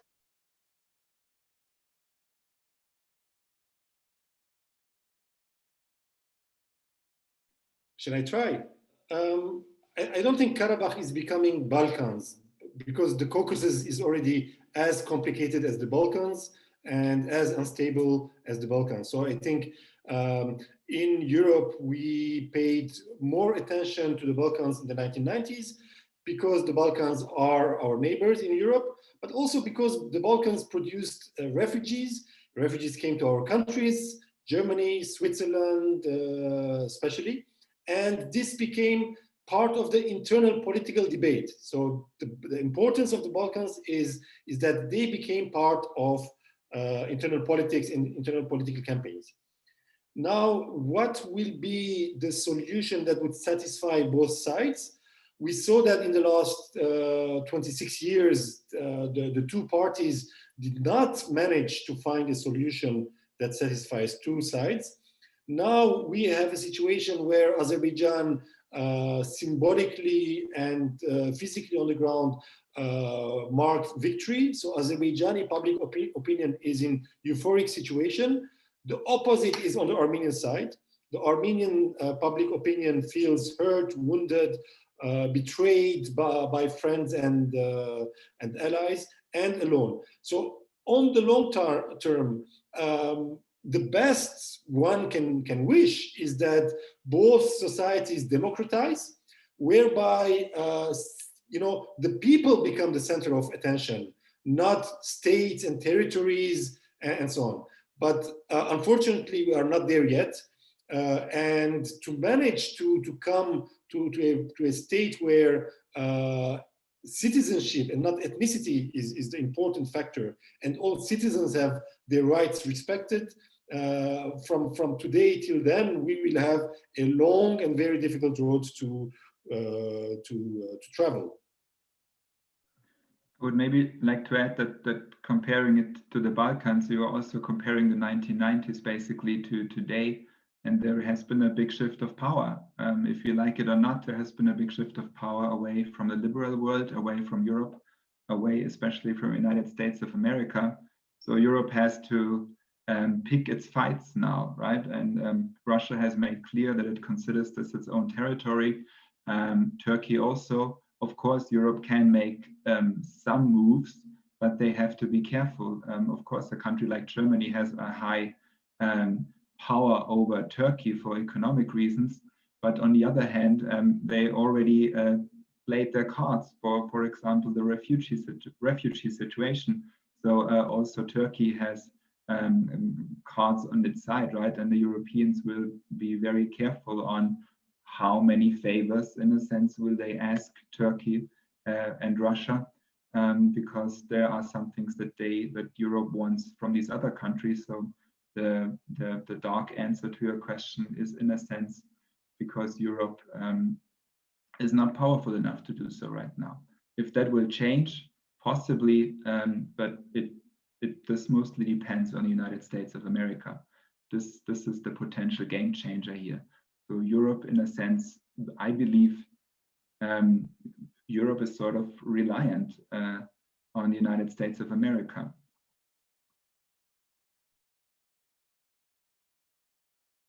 Thank you very much. Thank you very much for all your answers. The next person to raise their hand, I believe, was Maximilian Form. Go ahead. Yeah, hello. Thank you very much for the opportunity to ask a question. My question was to Mr. Schmid regarding his statement. Correct me if I understood it wrong.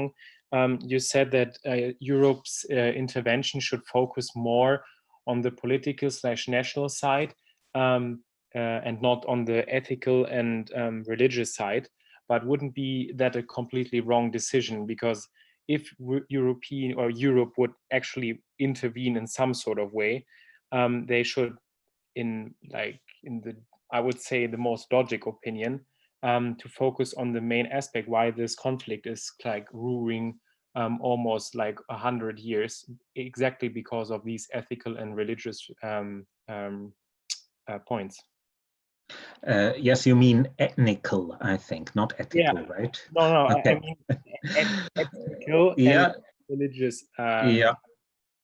Yeah, well, I would say the problem started actually really in 1922, and there have been expulsions from both sides. There have been massacres in the 19th, also committed from both sides. I am deeply convinced that states in the future can only survive if they are communities of values.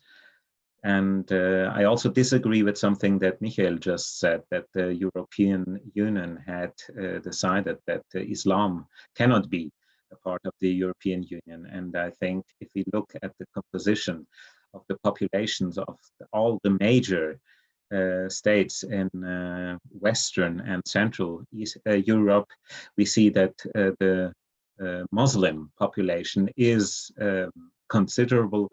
I think the fact that the accession period with Turkey is a very long story is a separate problem.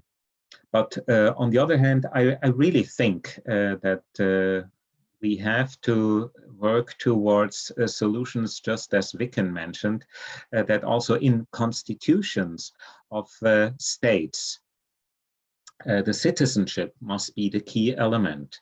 So if you compare, for instance, the constitutions of Poland and Hungary, you can see that in the current constitution of Poland, the subject of the constitution of Poland are the citizens of Poland.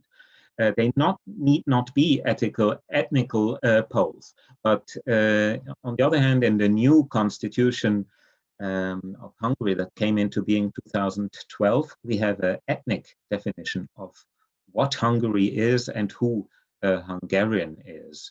And I think that we really need to develop this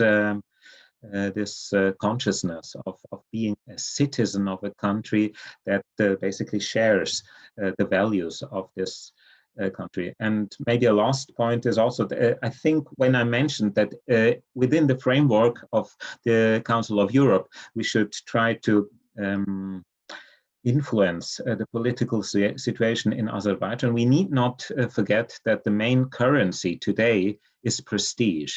And Azerbaijan is very eager to have this prestige.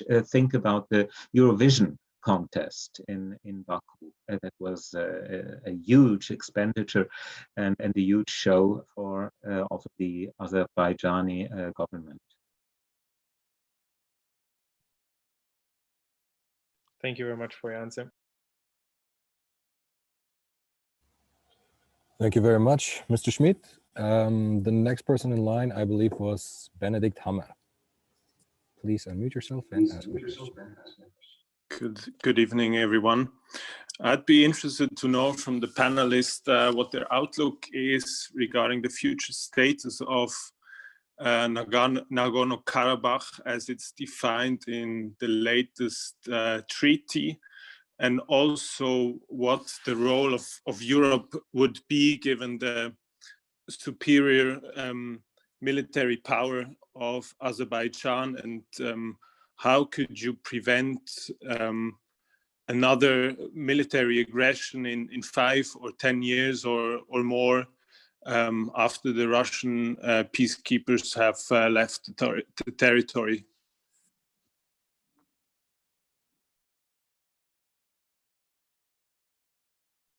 If I may, I can try to answer. The ceasefire agreement does not define neither the political status of Karabakh nor the mechanisms through which this status will be defined. So we don't know, basically. I think it will depend whether the two OSCE co-chairs, France and USA, with Russia, the third one, whether France and USA, they will activate their diplomacy in the coming weeks and coming months to redefine the process. Because one should also say, right, the Minsk group, the way it was set up to manage the status quo, not to find a solution to the Karabakh conflict. So part of the problem was that the mediators themselves were not very much agreeing on what to do to find a solution. And one of the problems was that Russians always wanted to deploy their peacekeeping forces to Karabakh, and the US always opposed this deployment. So now this kind of controversy has been solved in the field. The Russians are there and the Americans are out, but at least they might decide to work together on this question, to stabilize the situation, to find a political answer that will bring stability, and especially to ensure the safety and security of the civilians, whether they are Armenian or Azeri. Now the Azeri IDPs will come back to their villages and towns of origin. So there's a huge work to be done so that these people find once again their old habits of living together. Maybe I can add a word to this. I think from the viewpoint of the international law, the situation remains unchanged.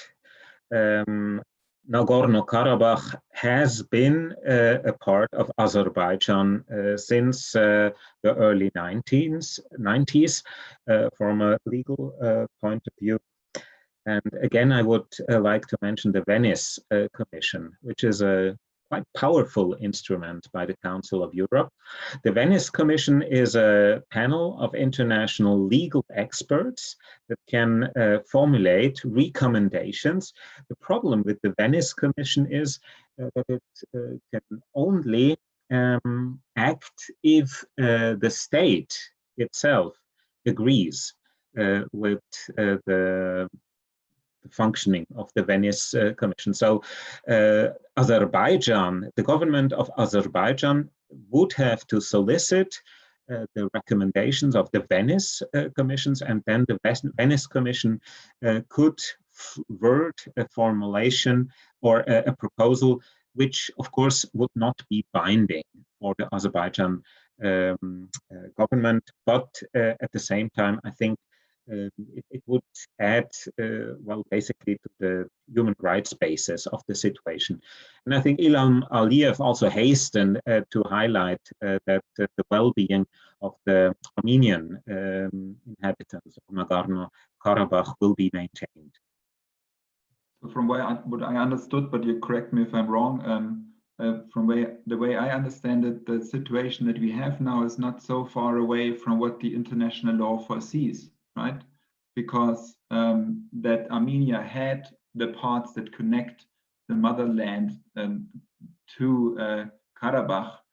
This was violating international law from what I understand. This was meant to be part of Azerbaijan, and that's now again part of Azerbaijan.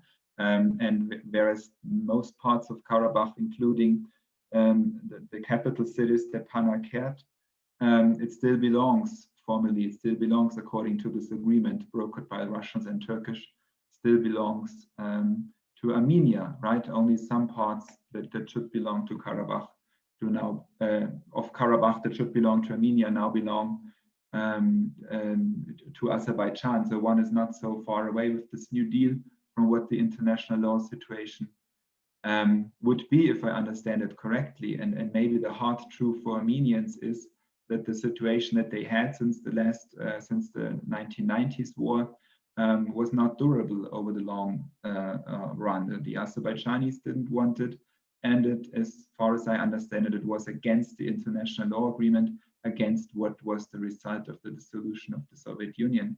So I'm not a prophet, but my hunch would be that this situation that we see now could be quite stable over a long run, which is sad news for Armenia. But the situation is, I think, of course, Uli, yes, Azerbaijan has been eager to pretend to be like the good guy in the eyes of the West. But from what we get, the popular situation today, I think it's very hard for Azerbaijanis, given what they have achieved now and how long-term goal it was, that they would give up anything of what they have now. And what they have now is what they wanted for a long time, and they are the stronger party, whereas the Armenians are the weaker party, and at the same time, the ones who are not satisfied with the new situation. So all these variables seem to me to suggest that this might be the status quo for the foreseeable future, unless something unexpected happens, like a strong interference from Europe or the United States, which honestly I do not see coming.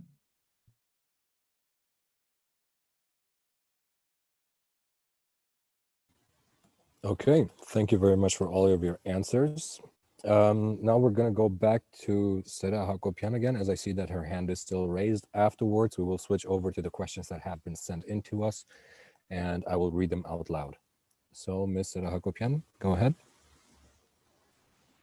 Yeah, thank you. Correct me if I'm wrong, but I did understand that Putin disliked the Velvet Revolution. So why did he dislike the Velvet Revolution 2 years ago in Armenia? And was that a valuable reason why the contract is so cruel for Armenians in Artsakh right now?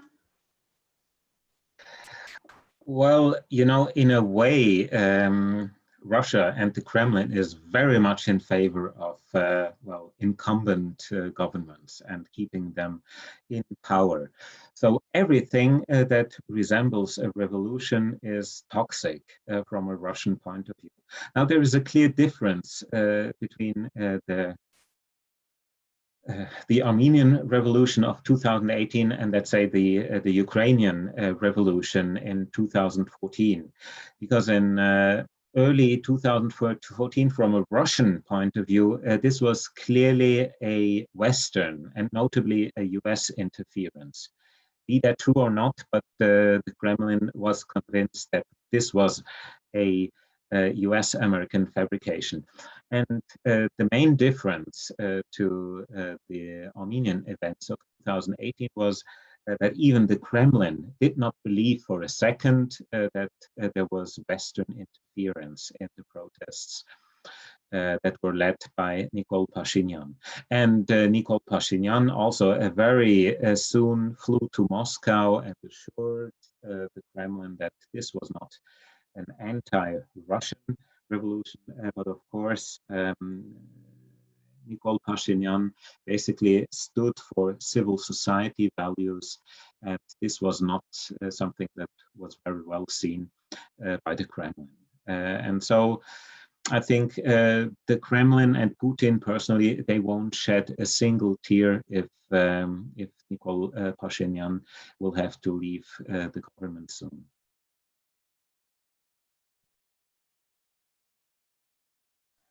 Thank you very much for your answer. Okay, thank you everyone for all of your questions. Now I will choose a couple of the many questions that have come in, and I'll read them out loud. I will start with the first one. Anjo Simon Stadenberger has a question regarding a possible military intervention of the UN. Does the UN consider establishing a demilitarized zone secured by their own troops? Why and why not? And why has the UN not taken any serious actions regarding this matter yet?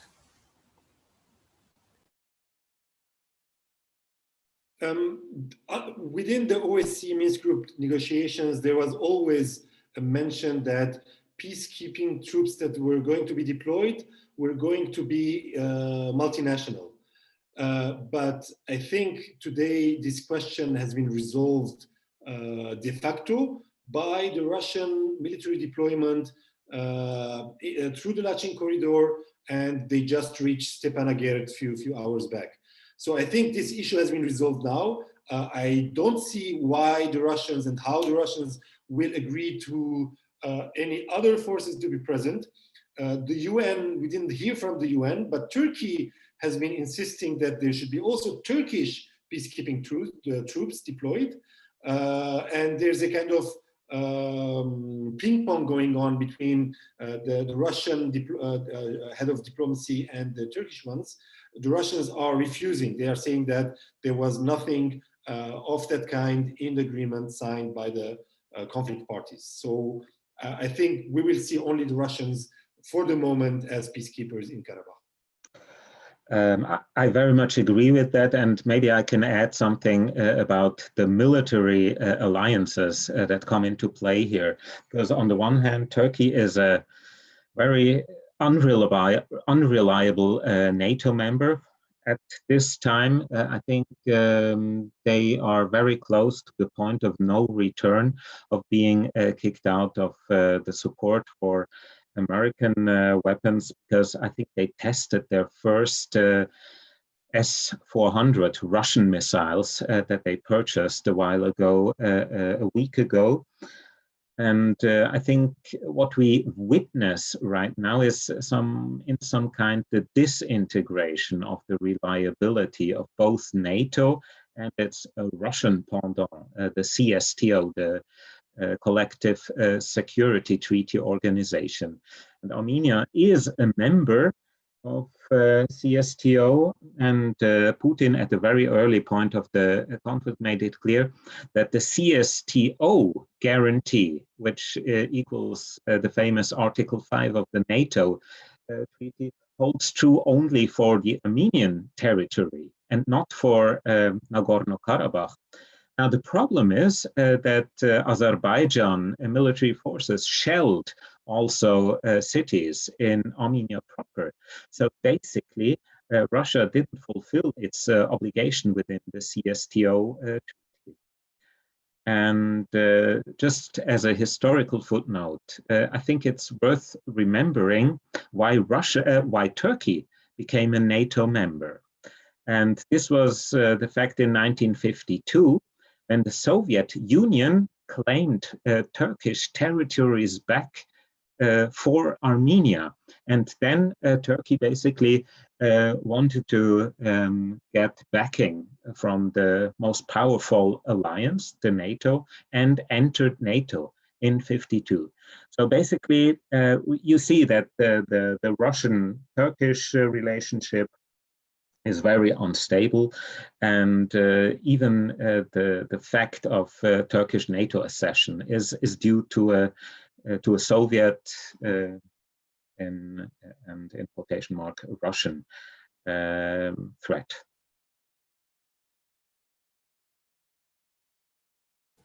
Okay, thank you very much. Now we have multiple questions regarding the role of Western media in all of this. First of all, generally people want to know about the role and responsibility of Western media outlets regarding the reportings on the conflict. So, for example, also taking into account the respective press freedoms of the opposing parties. And what was the general narrative until now that has been reported from Western media?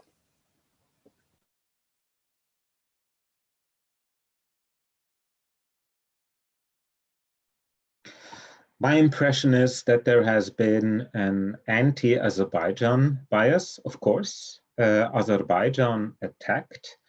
But on the other hand, I think little mention has been made of the fact that, for instance, Nikol Pashinyan declared in August, I think, 2019, that Berg-Karabakh is Armenian. Little mention has been made of the provocations from the Nagorno-Karabakh side, namely that the president of Nagorno-Karabakh moved last September the parliament of Nagorno-Karabakh from Stepanakert to Shushi. And I think these facts also need to be mentioned. Generally, my impression is that the conflict is so complex that most publications and media refrain from really reporting all the details, because of course a lot of background knowledge is needed in order to understand what is going on. But in a way, I think already now I have the impression that with this peace settlement brokered by Russia, many European newspapers and media are under the impression that's it, and this is a solution, and of course it's not. Yeah, I also believe that very much was said from what I read, at least in German, Swiss, and American newspapers, was pro-Armenia, maybe for good reasons, I believe for good reasons. That was in general a bit biased to Armenia. What I also found striking is that many of the journalists connected this to the genocide committed by the Turks against the Armenians, that it has some kind of role to play here, that there has to be some kind of atonement for what happened back then. I'm not sure how well the argument was, but of course, from a European perspective, there is a lot of, I think, a lot of affirmation of the Armenian side and a lot of feeling with the Armenian side, also from very much from Germany. I am a German citizen. In Germany, the situation is, from what I see, is very much in favor of Armenia, and this also might have to do with a certain guilt that Germans are feeling, because they cannot neglect that they also had some kind of role to play, a passive role maybe, but they had some kind of role to play in the Turkish genocide. I mean, the Turkish were the most important, or one of the most important allies of Germany in the First World War. And of course, Germany has its own very bad history of genocide. So the German feeling was very much with Armenia, and this had to do with this genocide, but which is on the other hand not maybe the ideal way to solve it, to say there was a genocide and we have to atone for this. But nevertheless, this is one observation that I made, but I think the more striking observation from my perspective, from how I feel it, is this complete disinterest, to be honest, in the media. Has to do, of course, with the fact that there are so many other problems now. Just look at CNN over the last weeks. It was only the election, nothing but the election. You have the COVID crisis. But I think even if that hadn't been the case, there is a lot of disinterest in Europe and in America with the Caucasus region. And I think it has to do with the self-perception of Europe today, which is very different from the post-1990 self-perception of now we spread liberalism all over the globe, and this is what we are supposed to do, and this is over now, and that might explain again this interest. There is not such a strong geopolitical angle in the first place, and if there was one, the Caucasus region is very far below on this list. So I think the lack of this interest That's the major observation here. Just 2 points to add to what was already said. One is that while in general there was indifference in international media to the events, there were 2 countries where we have very strong reporting about the conflict. The top is Russia, for obvious reasons. Russia is interested. Russia has several million ethnic Armenians and ethnic Azeris living in Russia. So for both foreign policy and internal policy, Russia was interested. And the second country that reported very intensively about the conflict is France. Again, France being interested both because of the very important Armenian diaspora community living in France, but also because France is in a conflict situation politically with Turkey. So also French state looked at this issue from the perspective that Turkey is again causing problems, is the rogue state, not only in Eastern Mediterranean, but now in the Caucasus. The second remark I want to make is the difficulties for journalists to work in the Karabakh conflict. We know that on the Azerbaijani side, they had huge difficulties to get a visa and to enter the country. Those who obtained visas, they were all the time accompanied by state officials, so they were not free to move around and interview. And on the side of Armenia, while they had large freedoms, I presuppose that there were also some kind of military restriction, but they were free to move around and to film. But many journalists came under fire. Maybe you remember that the correspondent of Le Monde was hit in Mardouni, was wounded, operated in Karabakh. And then when the first bombs hit the Shushi Cathedral, journalists went in and they were hit a second time. In the second bombing, 3 Russian journalists were wounded. So for journalists working under such conditions, it was very risky and very difficult. Thank you very much for all those answers. And from that, I would like to make a transition to the last topic that I will transmit the questions about. Unfortunately, we do not have a lot more time, and afterwards I will pass the microphone again over to Mr. Pfister for his final question that he has for our panelists. So people are asking about the war crimes that have been reported by Russian and French officials and many different Western media, especially the multiple war crimes committed by Azerbaijan, especially when it comes to bombing the churches, hospitals, and consistent shelling of civilian areas, as well as the use of internationally banned cluster munitions. First of all, people are asking whether there is a chance that Aliyev, having initiated that, will be held accountable for his actions in the Hague Tribunal. And second of all, people are asking if there is any way that future war crimes, especially when it comes to cultural heritage in the now Azerbaijani areas, can be preventive, meaning that actions as happened in the Azeri enclave of Nakhichevan, the eradication of approximately 300 Armenian medieval cross stones and the building of a Azeri military base on that, if stuff like that can be prevented somehow by any international organization.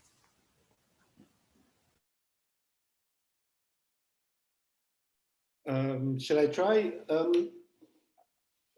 We don't know whether there will be any independent international commission of investigation of the war crimes of all sides. Such an investigation cannot be addressed only to one party of the conflict. It should investigate all war crimes. And the interest of the investigation, even if it doesn't go as far as punishing heads of states, is to clarify what happened, and so that the sides agree that they will not use the same methods of mass violence, indiscriminate bombing, or torturing and killing prisoners and so on in the future. I see this kind of investigation more as a way to clean the past, because we know that during the years, both sides were under state propaganda, and past violence was used to justify future violence. So what is important today, if it will be possible politically, is to set up a commission that, from my perspective, not only investigates war crimes that took place now, but going back also to the 80s and the 90s to clarify what happened in the past. We don't have any investigation. So we know that pogroms took place, populations were forced to leave their countries, war crimes happened during the 91-94 wars, but we have no investigation. And I think this should be done so that a better future for both nations is possible to create.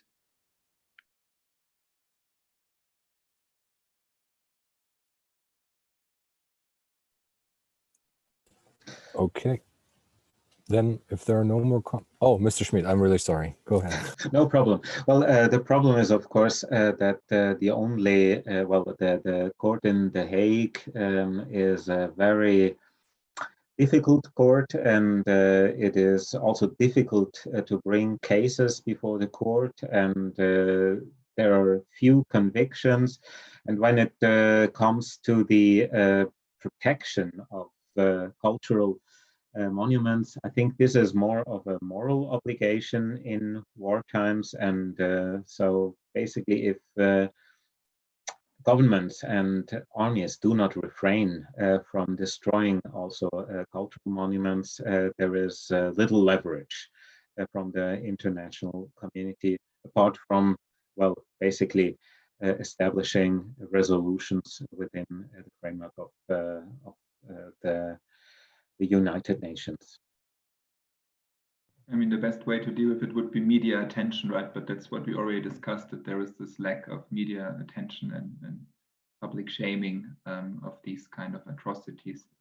And this is, I think, one of the major flaws, one of the major mistakes of Europe and the Western world, that they are not committed enough to really report on this, even though this is not maybe the major demand of their viewers and of their readers, but nevertheless, sometimes you have to ride roughshod over the demands of your viewers and readers, and to report on issues and to bring the attention to issues for moral reasons. And yeah, Vicken already said that's not easy for journalists to really do that, but there would be the moral obligation here, I believe. It's a media obligation to a large extent, and or at least there's also a law obligation, of course, but the media obligation would possibly be easier to fulfill, although not easy to fulfill, as we obviously heard. Thank you very much. And basically building on what Mr. Festl just mentioned, I would direct the last two questions a little bit more to like each and every person. So, of course, we have discussed a lot about institutional aspects and historical aspects and Kremlin, like very big concepts. And I would ask the panelists, what would you suggest to us as voters? And I believe that most of the participants, they do have some political power through voting. So what would be the suggestion for you to us as voters? How should we go about our potentially next voting that we have? How do we try to motivate our political leaders to actually do something?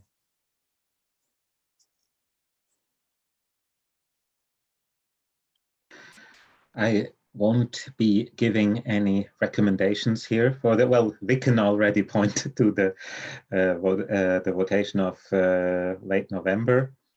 I think it's important to participate in the votations, and I think there is still room for improvement, even here in Switzerland. We Swiss are very proud of our democracy, but turnouts are usually around 30%, which is a shame, in my view. But in a way, I think I also pray to the converted if I say, get informed. This is sometimes something that shocks me when I ask my students in my seminar, who reads a quality newspaper? And usually people just get their information from the internet, and usually these are texts that size. The information is, the quality of the information is very often so journalists for these free online media outlets, they just copy each other. They have little knowledge of the background. And so I think for me, the most important value in a democracy is the public sphere. We need to have a functioning public sphere. And here again, I would like to be to thank the organizers, because I think exactly this kind of event helps us to be informed about what is going on in the world and to see the implication of our own societal and political behavior.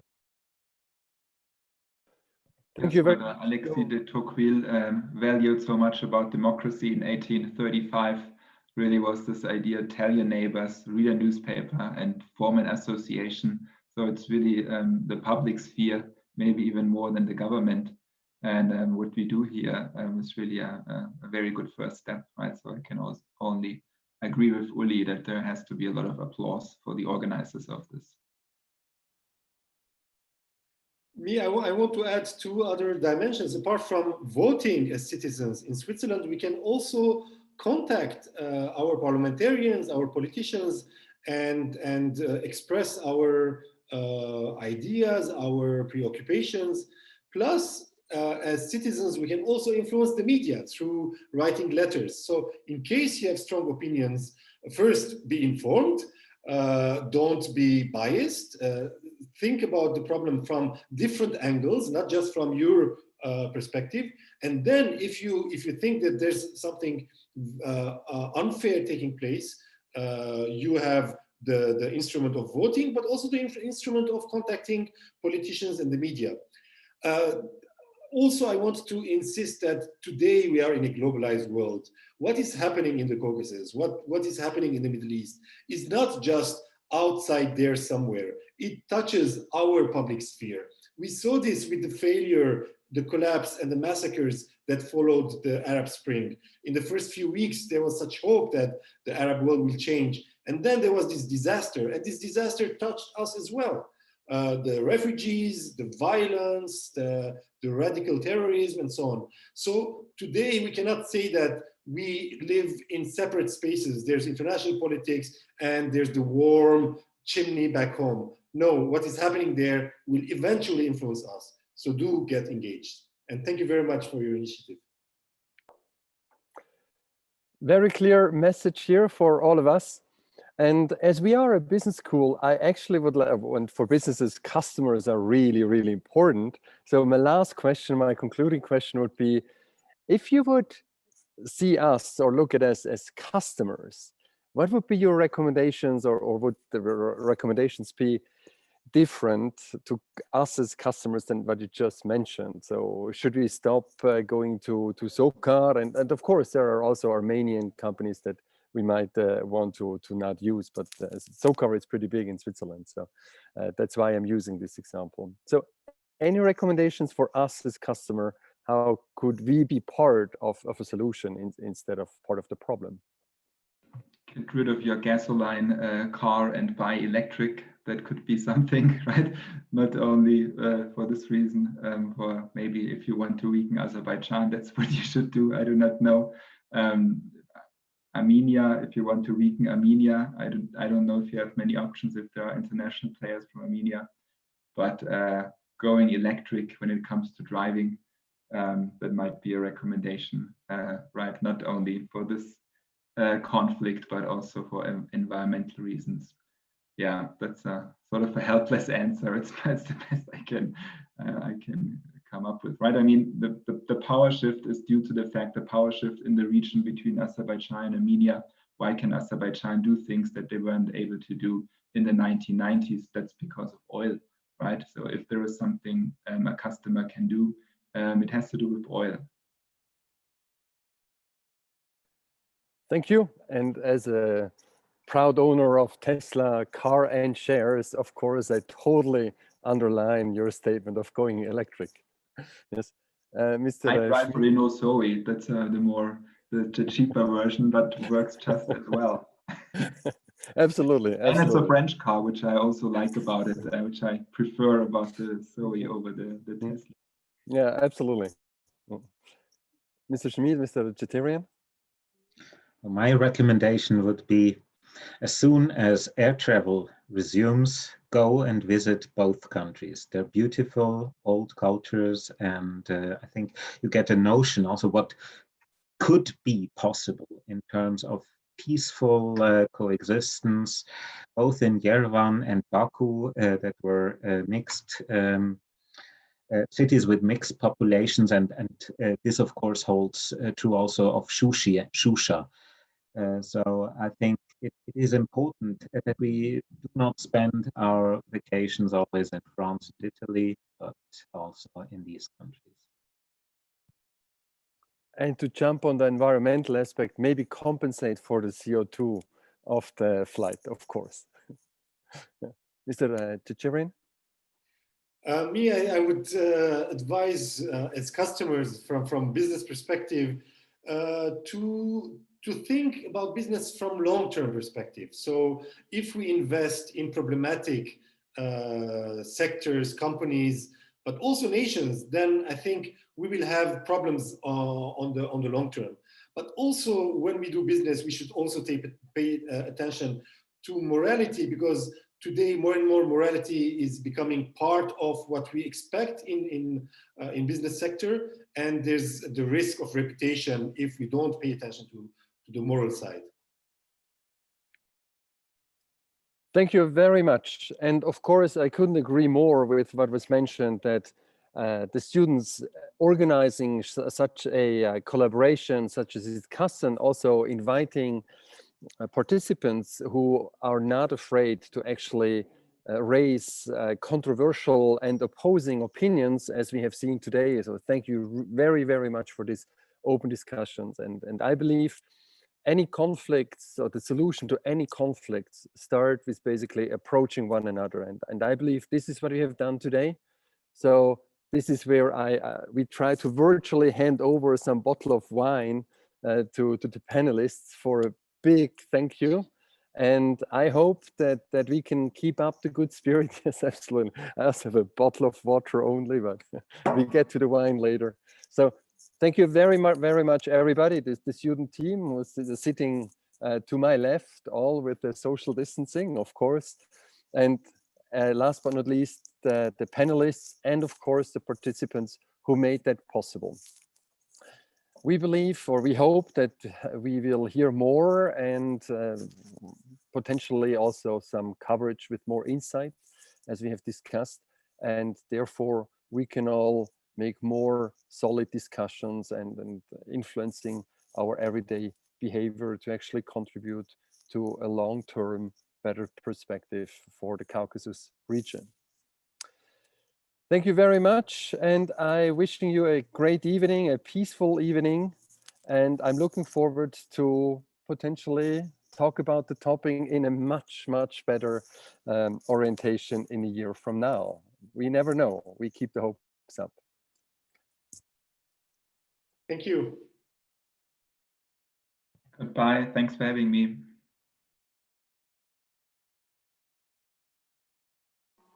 Thank you very much. It was very interesting. Thank you very much for your time.